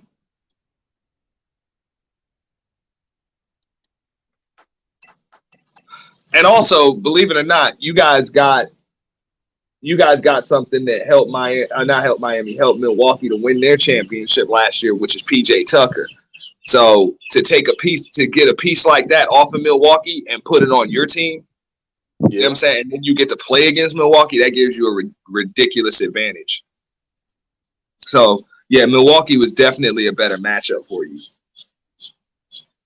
Definitely. But this Boston matchup, man, I really don't. I'm sorry. I'll be real. Even if you guys went up 2-0, I still wouldn't like your chances to win the series.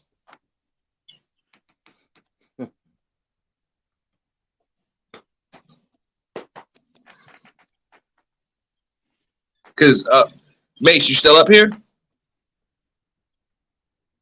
All right, Mace had to step away. The problem is, and that's what I'm saying with the intangibles, this team is better than you and they know it. There's one thing if a team is better and they kind of doubt themselves, you might be able to kind of hit them in the mouth. But even when they lost to y'all in game one, like they knew they could have beat you down two of their starters, their defensive player in the year, their defensive player of the year, their Horford's like a 4 or 5 time All-Star or something like that, 3, 4, 5 time All-Star. You know what I'm saying? That down, these guys on the road, they knew they could have beat you then. And then they route you like that, like they know they could have beat you. And they're familiar with you. They played you in the bubble. They played you 4 times over the course of the season. They just know, and they know that they can't rely on Jason Tatum to beat you. Like, they know that. So that's what I mean. Their IQ as a team is just way too high. Like, just way too high. Very, very tough matchup. Facts.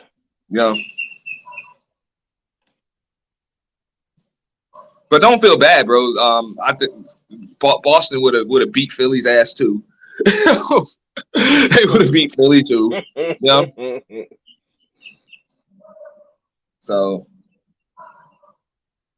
I'm just sweating. Trust me, I'm rooting for Miami, dog. I am really rooting for Miami because you know how it is, bro. It rocks down here when Miami makes it to the finals. And to get there, this soon. I mean, even y'all made it in the bubble, but you know what I'm saying, to get back there this soon after LeBron left, when LeBron is usually leaves teams as desolate wastelands when he leaves. Desolate wastelands. Desolate. Bro, Cleveland recovered pretty quickly. Shout out to Chronicles of Judah 144. He called LeBron James Galactus. That's fitting. Shout out to that guy. That's an excellent analogy. Yeah. Or the Doomsday Machine if you're a Star Trek fan. Yeah, dude. Trust me, man. Like, but it's the truth that he's like, he just sucks the life out of, as great of a player as he is. He sucks the life out of those around him. I mean, Laker fans, I'm sorry. That's James hating on me the other day. Well, look at our banners. Yeah, fine, but we're talking about the last 10 years. You have missed the playoffs 8 out of 10. That's on the mixtape. Be out tomorrow. But keep in mind, one of those two, they won a championship. Yeah, but you know what? Give the city of Los Angeles and Laker fans credit. They don't accept that shit. They said that was in the bubble. Yeah, and rightfully so. And LeBron says, I bought you a They title. didn't even get to watch the games. Yeah, they said LeBron told them, leave me alone. I did what I had to do here. I got you a championship in the bubble. We got robbed in the bubble. No, and don't get me wrong. Like, okay, so the bubble might have an asterisk by it, but the one thing that made it great was that it was the year Kobe died. That's true. So he didn't just deliver he delivered that one in particular. Yes, I would agree with that. Yes. So I'll give him that, and it's a lot of pressure to bring that one. Yeah, I'm out here 4:15, and before I leave, I'm show Mr. Miami the ribs I'm cooking right now. They'll be done by then. I gotta eat, man. I'll be back 8:15 tonight. When the thumbnail's up, it's been up since last night. You guys, I'm being honest. You can come up tonight. I don't have to focus on the game, really. We could talk about whatever you want, bro. Because that's the only game tonight. And I'll probably be on to about 3 a.m. Oh, your channel's the only one that I can have a decent conversation on. There you go. I appreciate that. I can't even have a decent conversation on my own channel. No, Laurel. I'm going to be gone in a half an hour to eat dinner. I'm making barbecue spare ribs. And I'll be back at 8:15. Say again, Mr. Miami? Is it beef? No. No, I'm a real black man. I eat pork ribs. Okay? I don't eat that beef crap. Okay? I eat barbecue pork ribs. Hey, Raven, let me ask you a question. Down in Texas, beef ribs is more popular than pork, right? I mean, it's half and half. It depends on what type of. I mean, I like. Yes, I mean, we can talk about hoes tonight, Laurel. There's beef pork is, beef pork fills you up, but that can, definitely weigh you down. And then the pork, that's also bad for you, but it tastes good going down. So, it really depends. But I mean, we never run out. I hate beef. I love beef. Don't get me wrong. I mean, my favorite My mother's favorite dish that she used to make me, she still does when she feels I'm not feeling well, is beef stew. Beef stew is out of this world. I But mean, the when it prices comes in it is to, definitely gone up. but when it comes to beef ribs or beef, what's that other shit they making beef bacon? I ain't doing it. Oh hell no! Like steak. Well, I guess gotta you have go my watch pork my show bacon. on making a bacon explosion for the NFL tailgate party. Oh, you really? You gonna do that? Hell yeah, man! I mean, tailgate party? Why not? I've been to a tailgate once, and to me, I don't feel comfortable at these people's tailgates because you can see the racism oozing through the white man's face. Man, you ain't been to the right tailgates, bro. You ain't been to the right tailgates. He always going to bro. I was at the tailgates, bro. I went to a tailgate at the Daytona 500 There you go. a few years back. All I right, got invited you to talking that. about some damn country ass Redneck, bro. That's Confederate redneck flag city right there. bearing, you know what I'm saying, white folks that were friendly as hell, man. No, it's true. Yeah, And some of them are friendly very as friendly. hell. Raven, what the hell do you think TNA is? That's I've been all knowing that. rednecks, bro. That's redneck country, that federation, but they treated me and my nephew like kings, bro. That's what I'm saying, man. I'm like, Yeah. It's buddy. That's that kid from the side, from the north. Give him anything he wants. Fill up the bag for him. Fill up the bag. yeah. Yeah, that's what they did, bro. They gave That's him what I'm saying. And DVDs. Mr. Miami can tell you, even them tailgates at Hard Rock Stadium and shit, man, those shits are on point. I heard. When the Dolphins are playing. I heard. It's fun, man. You know? Yeah, 'cause I'm not a dude that crashes places because I'm selfish and self-centered. I'm the dude that if I'm not invited, I ain't going. Cook barbecue cook barbecue at home. Yeah, I'm not kidding. You know? But that's what I need to do, man, is have some damn fun. That's what people been hitting me up. And then, so I'm going to give a shout out to Raven Knight, you know what I'm saying, and Toyah because that's what everybody been telling me, you know what I'm saying, Mercury retrograde. That's kind of like where my change in energies come from because I haven't really been able to figure it out. But I just need to get out and do some shit, man. Yeah. Man, it's always fun listening to you, Aunt. And it's always fun being on Mace and just sitting back, relaxing. It's fun having you guys, man. Yeah. I mean, fellas. I mean, I'll let you guys have rock the panel if you want. I mean, Raven's been a megastar up here. I'm not put all that attention on me. I don't like attention. Well, brother, what comes out of your mouth brings you attention. I mean, I remember this man. It was a week ago, Auntie. This man, I had Sexy Red up here for 3 hours, and this man stole the show. Nah, I ain't still no show. Sexy Red stole the show. She had on a bunny suit. I'm gonna leave y'all alone. Sexy Red out there having these brothers studying. They was at Sexy Red, Sexy Red. Laura, I'll tell you what.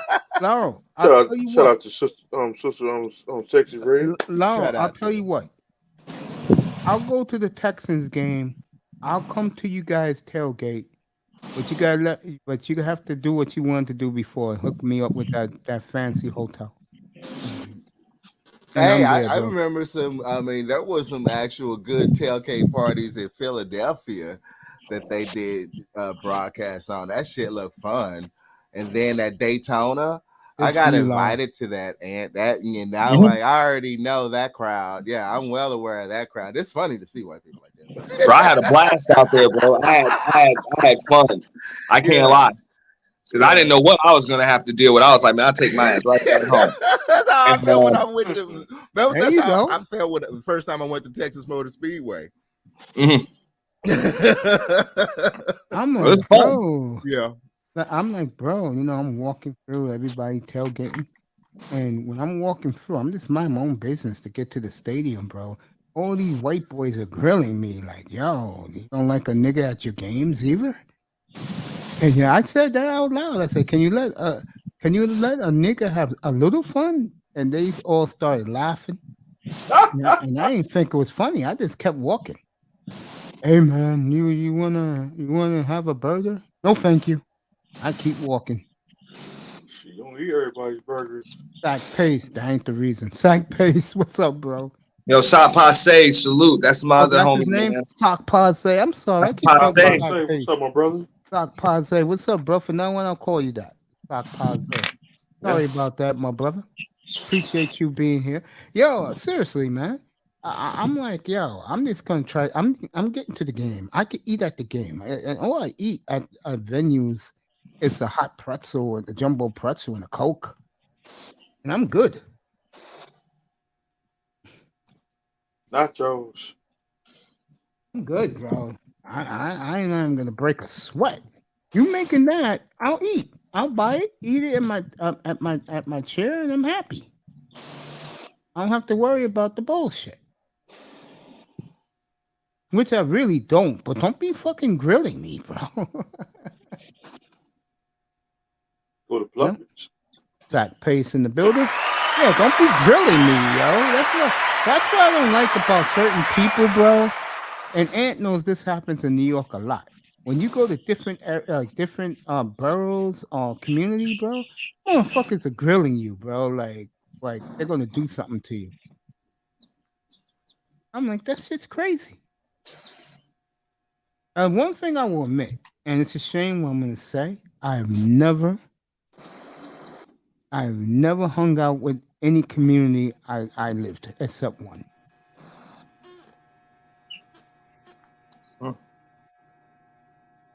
You know, I'm the type of dude that I'm here and I'm out. All right, bro. Peace out. Be good, Raven. I'll see you tonight. Yo, Raven. All right, my brother. Peace, What's man. up? Peace, Ant. Peace, my Miami. brother.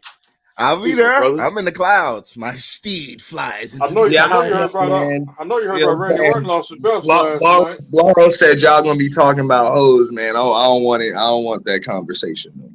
No, Laura did play with tonight, man. I'm doing the game first, and with Mr. Miami, my boy Sean Manzano will be back. We'll talk a little Dolphins. But the thumbnail's up for tonight. On the left side, it's what's our boy from the Warriors again? Who's coming out with his shoe? Who, Poole? Yeah, Jordan Poole's on the left. Marcus Smart's on the right. Game 3 tonight. Can Miami respond to the? Let's just say the punch. Did you hear what I was saying to Mr. Miami when you stepped away for a second? No, please tell me. All right, man. Miami's outclassed, dude.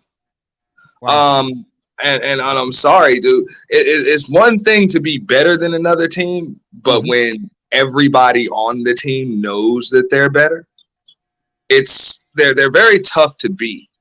This is a bad matchup for Miami. I would agree with that. Boston is tough to beat. I agree with that. But they know that they're a better team. They know they have a better system. And not only that, they know that how is Miami supposed to beat these guys without Kyle Lowry? Marcus Smart is running a muck right now. Like, you need somebody that's able to wear him down on both ends of the court. So that way, in the third quarter, fourth quarter, you know, he's not like a damn super defensive player. He's just a regular guy. But without Kyle Lowry, who's going to put pressure on Marcus Smart on both ends of the court? I know this.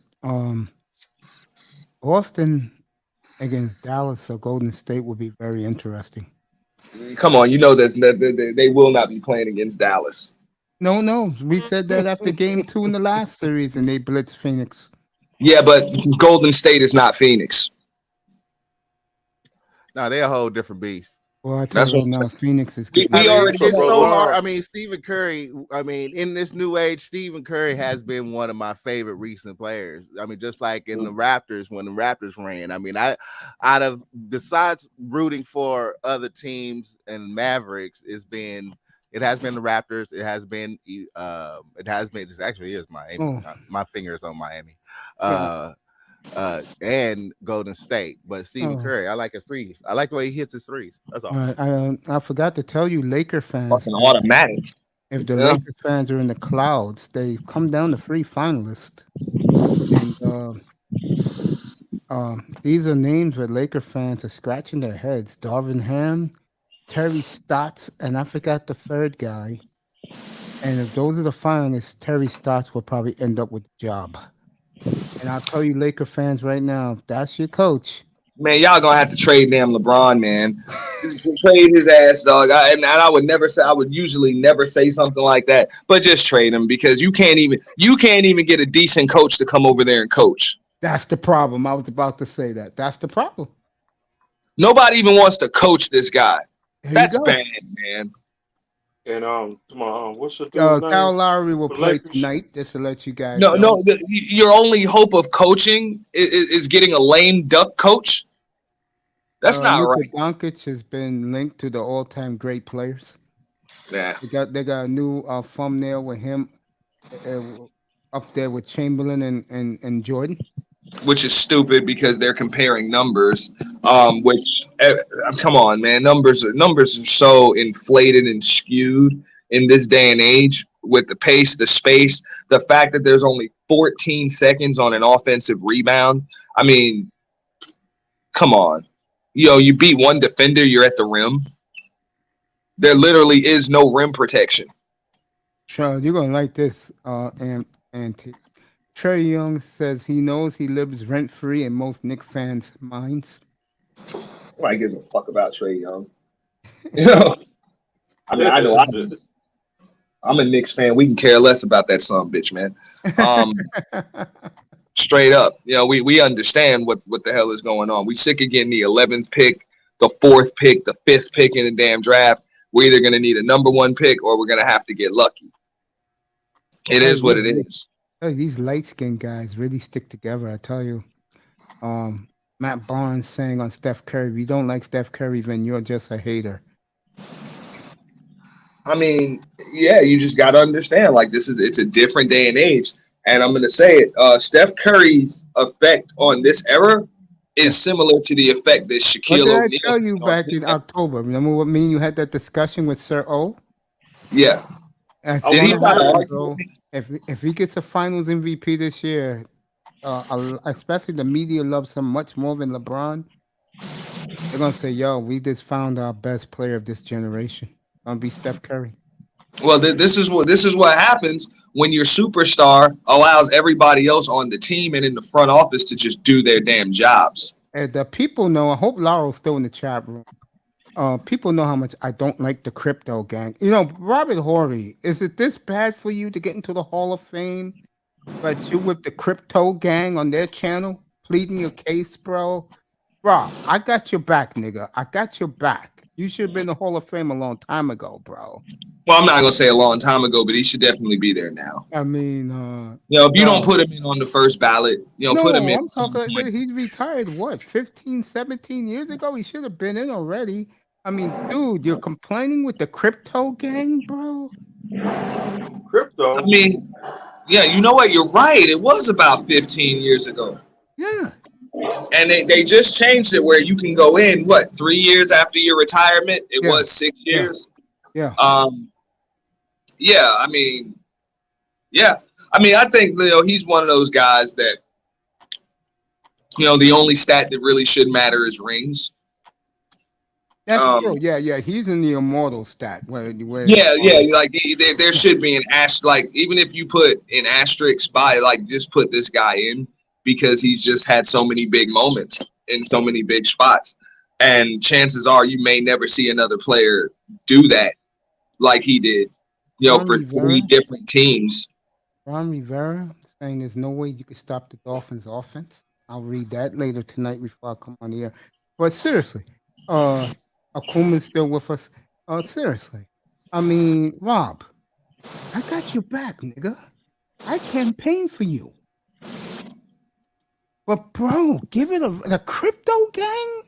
Is that bad for Robert you? Shapiro Part 2? I mean, the crypto crew? Really? I mean, the thing is, what they need to do is just ask his opponents. Ask the people whose hearts he ripped out of their damn chest in so many big moments. I'll get to Laurel in a second. Yeah, go ahead. If you ask those guys, they'll tell you, like, Kobe How and the hell Shaq you leave came him out of their open? own mouths, and even Tim Duncan, who really didn't like him until he won Game 5 for the Spurs in Detroit. All three of them were vouched for it. Without that man, no rings. Yeah. Yeah. I mean, it's the Like truth. Ask Weber and Devos about it. You know, ask Penny and Shaq. Yeah, they'll tell you. They'll tell You you. know, like, bro, there was ask the damn Knicks. Like, bro, there are a lot of there are a lot of people that might have had championships and No, don't get mad at me. And or I just love a you. little shorter because of Robert Horry. No, don't get mad at me. But after he left H-Town, he won with the biggest franchise in the sport. And then he won with the hottest franchise at the time, winning chips. You lose that argument. Sorry, Law. You lose that argument. Because again, no one also, I mean, let me see. Who else can you ask? Like, dude, I mean, he's just ripped so many damn hearts out. Just so many. And it's bad. That Detroit team would have repeated if it wasn't for Robert Horry at the end of the double overtime. How like Rasheed Wallace again blowing a defensive assignment. Yeah, that's another thing I would say. Steve Nash probably gets it. Steve Nash and Mike D'Antoni probably get rings. You're right. If it wasn't for Robert Horry, just fuck a shot. He just hip check a motherfucker into the scorers table. Yeah. Break his damn nose and shit. Yeah. I told you, Duncan said out of his own mouth, I hated this guy until what he did for us to help us get at that time a 4th championship. I love this guy. All is forgiven. Bro. It's one for D Wade. LeBron would have had no rings. We'll talk about that. I will agree. Well, I don't think LeBron would have no rings. I think LeBron would probably have the same amount of rings that he has now had he never left Cleveland in the first place. By the way, if you love Dwayne Wade like I do, and I'm going to buy this, came out this morning, by the way, 6 o'clock in the morning Eastern time, Mitchell and Ness has put out his entire Marquette and Fentic uniform, that's jersey and shorts. They put Shaquille O'Neal's out last night. So if you like Shaq, LSU? Yeah, you like Shaq, and they got all 3 colors of LSU, and they're gonna get the white and the gold jersey for Dwayne Wade, also Marquette. If you like those guys, I love Wade. I love them since I saw him at Marquette. Go pick it up because that's a collector's item. Because Mitchell Ness ain't gonna have them long. Hey, see, this is funny. All right, so I see how Akuma just said, like, Wade taught LeBron how to win. I respectfully disagree. How do you teach somebody how to win that still ain't made the day? Like, this motherfucker didn't even make the plays with the Lakers. And he couldn't even make the damn playoffs. Let me ask you a question. This man has been swept in the finals. So some bitch still don't know how to win. Hey, he's saying that Wade taught. Well, you're right about that. Now I see your point. Yeah. You know what I kill LeBron about? And if NBA fan comes up tonight, that man's 4-6 in the finals. You know, I hate to say this about Bron, and I say this about him all the time. If Bron would have stayed with Cleveland and won 2 titles, these LeBron holics, you can call the motherfucker the king. He's not king. He would have legitimately been the king. The thing is, if he never left for Miami in the first place, I believe he has the same amount of rings. He has the same amount of rings that he has now. Yeah, and let me say this also. And I keep saying this, and the Curry haters, and a lot of them will come up here, like give me pushback. Who saw Golden State coming? Let's be Iman's here. He heard it from the clouds. Iman is here. Who saw Golden State coming? Hey, mates, I'm gonna be honest with you. Everybody saw Golden State coming when watching basketball. Because they almost beat the Spurs when Mark Jackson was still coaching them. I remember they were that. up, They were about to go up 2-0. Yeah, they were about to go up 2-0 and on their way back to Golden State. And Mark Jackson, and this is what got Mark's ass fired. They can say it's about the comments and all that stuff. It was them damn rotations. He had horrible defensive rotations in overtime. I also heard, and Curry ran out of legs. I also heard the racial things he used to say, and I saw when they beat the Clippers. in a series, and he brought Reggie Miller in there when he was on TNT after the game, and Reggie Miller gave that light-skinned player speech. I think that also got Mark Jackson in trouble. Look, all right, I got to go at it with your boy Akuma. Okay, so look, coming back from 3-1 is not a feat because you got to be down 3-1 to come back from 3-1. The only reason why I'm gonna add to that, the only reason why they won that one because an idiot named Draymond Green who did what he did to the worst person you could do it to in front of the referee. How man, everything are went you, right, Draymond man. Green? I'm just like, how the hell do you end up like how the hell do you go down 3-1 and then that's a feat. I'm like with D Wade, you never were down 3-1. That's okay. So after leaving D Wade, that was back in 2014, that was 8 years ago. You won that ring. You know what I'm saying? You won that ring, and then you won the bubble ring, which the main reason why it doesn't count. We all know that there's travel involved. There's travel involved. There's the other team's crowd that you got to deal with. Like there's just a lot of things that come into play where that playoff really wasn't real. Well, now that you're talking about LeBron, you should direct them more at Iman because Iman, like NBA fans, are LeBron groupie. So. Man, look, like I said, the man is 4-6 in the finals, and we can legitimately argue that 3 of those damn 4 rings, the son bitch had no right even winning. I've been saying that for years, Auntie. I said, let's see.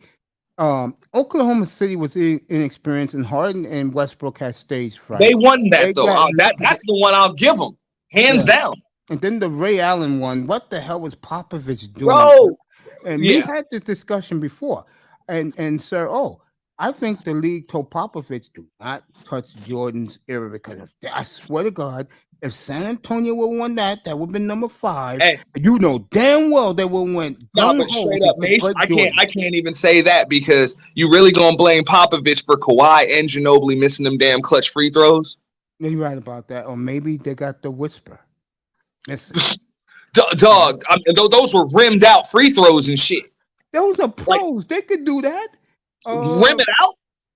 LeBron, respect the GOAT. Iman, would you like to come up here and defend your boy? Whatever. That must be another 2K player. I'm not in the mood. No, I don't think. I think what he does for a living, he's not the 2K guy. he's a professional employee. I don't see him playing 2K. Nah, but I'm just saying. I mean, look. Okay, so that championship in 2014. Look, no, Spurs, I'm talking about the one with the Spurs. 213. So the one where they beat the Spurs. Yeah, where 213. Spurs won it in 214. That was the last one they won. Yeah, okay, you're right. So the one they won in 2013, that's as close as a team has ever got to winning a championship and didn't win it. The shit was roped off, bro. They had confetti they had black and silver confetti about to drop from the damn stands, and the trophy was on the court. I bet you was in David Stern's will. Whatever you do, preserve his legacy. You know, that's never that's never happened before, and could possibly never happen again. I swear to God, all you guys in the panel, if San Antonio went 5-0, they would have won 7, and that would have changed the history of the NBA, the whole face, bro. Because but even the Spurs knew, Golden State was coming because Golden State played a lot like they did, except they had the 3-point shooters too. Yeah, Steve Kerr. Yeah, Popovich and Phil Jackson. He went the Popovich route. He said, "I ain't doing no fucking triangle with these kids." Well, I mean, keep in mind, it's a lot of variations of the triangle in both of those systems. You damn right, Iman. It was rigged. You damn right because LeBron was the league back then. You better believe it, bro. If LeBron James only had 1 ring, he wouldn't ever been mentioned up here, bro. Ever. And that's what I say. I'm like, if anything, man, if you want to give LeBron credit for winning a series, the 3-1 versus Golden State, everything just went right. Give him credit for coming back from 3-2 against Boston before he had any damn rings. Yeah, give him credit for that. Look, Iman, he's an all-time great. That was the greatest game I've ever seen a player play. Was Game 6 in Boston. Game 5 in Detroit too. But he didn't win the title. No, but that you know, year. he was But I a know which kid, one and you're he had a talking about. bunch of bums with him. You know what I'm saying? Yeah. I was gonna say, I'll be back. You guys could talk about whatever you want. I'm gonna show something to Mr. Miami when I come back. Just give me a minute. Yeah, but no, I mean, game 6 in Boston, 2012, I think it was, bro. 212. Yeah, that was it. Yeah, that was the greatest game I've ever seen a player play, period. And that includes Jordan, that includes Kareem. I've never seen a player play that well in one game under those circumstances with that amount of pressure. Okay, so that's the ultimate feat, if you ask me. That's the feather in LeBron's, you know what I'm saying, in LeBron's career, right there. And he's never played like that again. Like, that man was literally the best player in history that night. That's why I always say I don't know what the hell he was on, but it was strong. You know, whatever it was, dude. Because that man took, like, literally, man, his teammates didn't matter. The crowd didn't matter. His opponents didn't matter. That man was literally like in an empty gym that night. No, that's when he finally decided, like, damn that, I'll do it. You know, everything. You know, mid-range, the three-pointer, you know, to the rim, you know, crispy passes right to the chest, skip passes like he always does. That man literally did not make one mistake that whole damn game. And under those circumstances where people usually don't win game 6s when down in Boston, that's pretty solid. You know, and I'm like, I don't think you've really seen a performance like that since Magic Johnson in Boston. And if you want to compare the performance, LeBron's was better. So I'll give him that, you know. But other than that, damn that. You down to be down 3-1, that's pathetic. And to be down 3-1 against the Warriors is pathetic. And even the chase down block on Steph Curry, that shouldn't even happen because Steph was supposed to ball fake that shit and pull up from the free throw line. He wasn't supposed to pass that shit to Andre Iguodala. That was just stupid. You know what I'm saying? So Steph knows he made that damn mistake. You know what I'm saying? He was supposed to stop, ball fake, and pull up. You know, instead of a damn telegraph bounce pass. But shout out to LeBron for even seeing that shit. But you look at the replay. So, I mean, it's a lot of things. And then, so I'm like, that's a strong feat coming down from 3-1 and then coming back down from 3-2 versus the Spurs. Ray Allen and Kyrie Irving saved your ass. That's true. Like, come on, you know? Right. I mean, that's just too much credit. And then to tell me that this man couldn't win in Cleveland, this man never even had to win Cleveland. You know, a layup is more accurate than a three-pointer. Yeah, sure. That's why that one got pinned against the glass. And I never said take a three-pointer. Steph was supposed to drop on a dime at the free throw line. At the free throw line. And if Steph could do it again, he would not have passed that ball. I bet bread on it. You know? I bet bread on it. If he could do it again, he's supposed to stop, ball fake. LeBron flies right past him, and he just pull up. And Mr. You know Miami, you ready? A short jumper from the free throw line is a layup for Steph Curry. Yeah, you're right about that. Here you go, bro. Yeah, I see it. No. Here you go. For the ribs. There you go. You got some chicken? Guys keep talking about Del Curry. I just want to know so that's what we do. We give people credit for being down 3-1.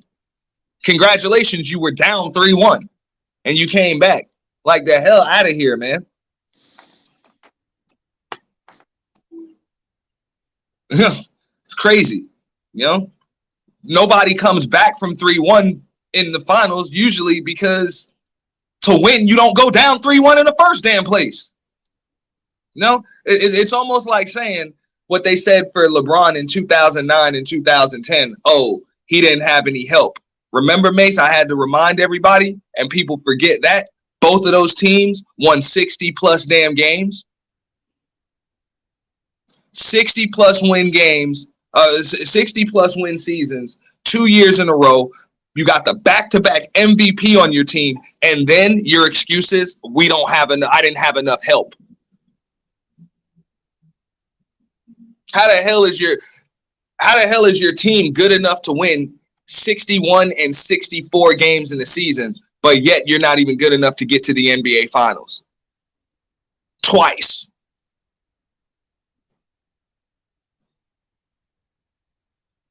You know? If you can win 60 plus games, you can at least get to the damn finals. I'd like you to name another supposedly superstar in the history of damn basketball that won 60 plus games in multiple years and didn't go to the finals. Damn, that's a trivia question. Yeah. Because it's rare. It's that damn rare that I literally can't. The only one I can think of is damn LeBron James. I guess his name does come up as close reference. Yeah, I mean, don't get me wrong. Dirk Nowitzki did it. He did it. You know what I'm saying? I think he won like 67 games or some shit like that one year when they got bounced out by the Warriors.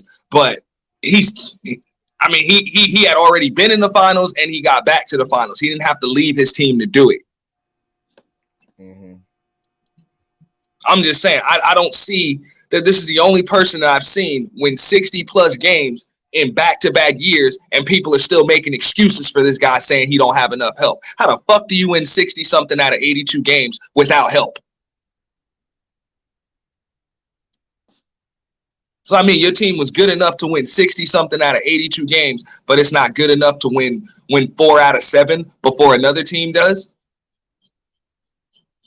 Just to at least get to the finals. You know? And I don't care what anybody says. This is one of the reasons why LeBron gets doubted is because he never, keep in mind, he gets to the finals either of those 2 years, he gets to play against Kobe. Maybe Kobe has one less ring, and it actually goes on LeBron's finger, and there is no need for him to go to D-Wade, and run his ass down to Miami. Maybe he wins one on his own. But that's what I'm saying. You had plenty of damn help, and you couldn't get there. So all that bullshit, man, that man never, he still don't know how to win. And that son of a bitch is still, this motherfucker, 19, 20 years deep in the league and still making excuses? Still making damn excuses? He has no excuse this year, bro. Still talking about we don't have any help. You got like 4 or 5 of the 75 greatest players on your damn team. Which we will debate about tonight, by the way, when I come back. You guys come up tonight. And now make another excuse. Oh, they're old? The fuck out of here, man. I said they was old when they put it together last summer, didn't I, Mr. Miami? He put it together. That's what I'm saying. He put it together. Bro, he's got the blame for this. Trust me. Yo, that's what I'm saying, man. These motherfuckers making excuses for this motherfucker, man. It gets on my damn nerves, man. Let that motherfucker hold his damn. I told you before, Jeannie Buss says she took control back of the team. This guy, and they did, because if they didn't, this guy wouldn't be in the Philippines with his wife right now, which LeBron is in the Philippines. Barbecue. Yeah. He said, "Auntie, you sound very salty when it comes to LeBron." Now you blaming other guys. Come on, Lauro, you gonna blame other guys for LeBron not winning? Man, I'm sick of this K-Love and Kyrie. Why does this motherfucker always need help? You know what I'm saying? That's the point. Yes. Did Giannis need help last year? Did Giannis need help? No. How the fuck, man? I've never heard a motherfucker talk about I'm the greatest of all time. I'm the greatest of all time, but I need help. Did Michael Jordan need help? No.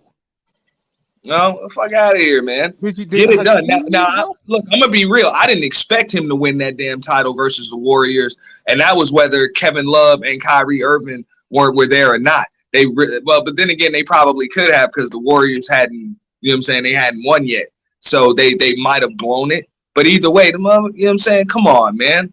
Like I'm not even gonna even talk about that. I'm just like, bro, you lost as many finals as Jordan won without a loss this year. He had to help. What happened to Westbrook? And we all know the clown who wears number 3. He's always broken down eating Ruffles. Yeah, hey, MJ had Scotty with a damn bad back, and he was still able to win. Oh, we're gonna continue this shit tonight, bro. Unless you guys let me eat, and then I'll come back, and you guys can stay on, keep talking about this shit. It's up to you, but I gotta take a break. No, I'm about to dip. I'm just saying, man, I'm sick of people making excuses for this motherfucker, man. At some point, man, just let that motherfucker hold his L. Yes, he is a great player. He's a generational talent, but hey, all that shit's God-given. That shit in his chest and that shit in his head, he ain't got it. And Kuma, let me ask you a question before I get out of here. Let me ask you a question. Do you have any great memories of Scottie Pippen in any big games of his career? I don't.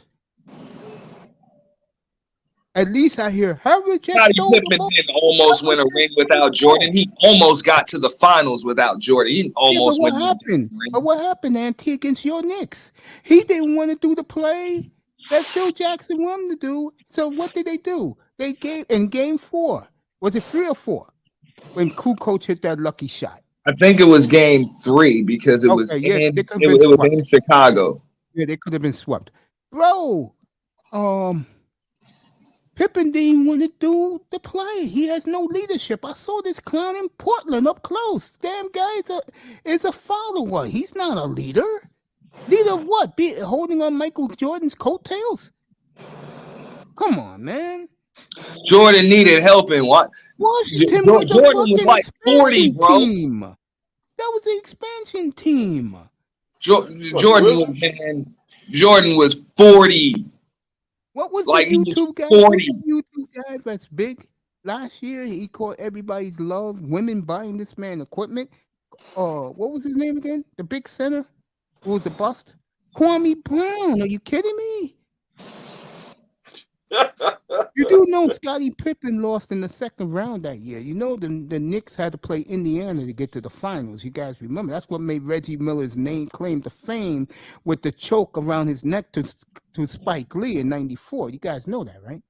And John Starks. Yeah, when he scored all them damn points in a few seconds. I'm getting out of here, but guys, it's Akuma. Get up here tonight, bro. When you come in here, come up to the platform, bro. We're going to talk about this shit. It's going to be Pippen versus Hondo. We'll do that later tonight. Man, I'll give you scoring updates from Boston. Okay, I'm watching the whole game. So come up here tonight. I'm just saying, I just don't like how this motherfucker LeBron gets all of the credit when his team wins and none of the blame when his team loses. Getting it now, bro. Why is that? The point no blame at all. No, they blame him, bro. And it got to the point where ESPN give the beautiful, what's my girl name again? Malika Andrews credit. Malika Andrews said, I ain't doing no show talking about that motherfucker. Tired of that motherfucker. Even she said it. She's tired of him. He's home. He didn't make and Iman, if he's sold up, nothing's ever his fault. How come the ratings are sky high for these NBA playoffs? And look who you got left. And I'm going to tell you what y'all want to talk about that shit with Kevin Love and Kyrie in 2000. I'll go a step further. It's his fault your asses Cleveland didn't have damn Andrew Wiggins. Okay? There was no reason to trade Andrew Wiggins for Kevin Love because Kevin Love would have just came over as a free agent the next year any damn way. Bro, you two could sell this tonight. Iman, I want you up here too. Yeah. And defend your boy. I know NBA fan will get whiff with this. He'll be back here tonight. You know, there was no reason to do that. There was no reason. I know LeBron is kicking himself in the ass right now with watching all-star Andrew Wiggins balling his damn brains out in Golden State right now. Thank you, Akuma. Thank you for saying that. Okay. All right, guys, I'm wrapping. Why the hell would you trade that guy? I will see you guys 8. I'll come on a little extra early, get you guys up. I'll be back 8 o'clock tonight. Just be here, and you guys could talk. We could talk NBA all night if you want to. I have the game on. I'll give you updates right in front of me. But it's dinner time, and I showed you guys how good those ribs are, bro. I will see you guys. I will see everybody 8 o'clock tonight. I'll go on extra early. Now, peace out, man. No problem. Peace out, peace, brother. Mace. Peace out, brother, Mace. I'll be back. Peace, Auntie. Peace, Yeah. everybody. Peace, fellas. I love you guys. We'll continue this tonight. And yes, Laura, you could talk about the women if you want to. And politics. We'll be back tonight, 8 o'clock Eastern time. Everybody enjoy your dinner. Have fun. Good night, everybody. Good day from the Oasis. Enjoy your dinner, everybody. And Akuma, you better be up here in this platform tonight. Thank you. Thank you, my brother. You're good, Akuma. We're good. Everybody in the clouds, I love you. We'll be back 8 o'clock tonight Eastern time. Good day from the Oasis. Enjoy your dinner.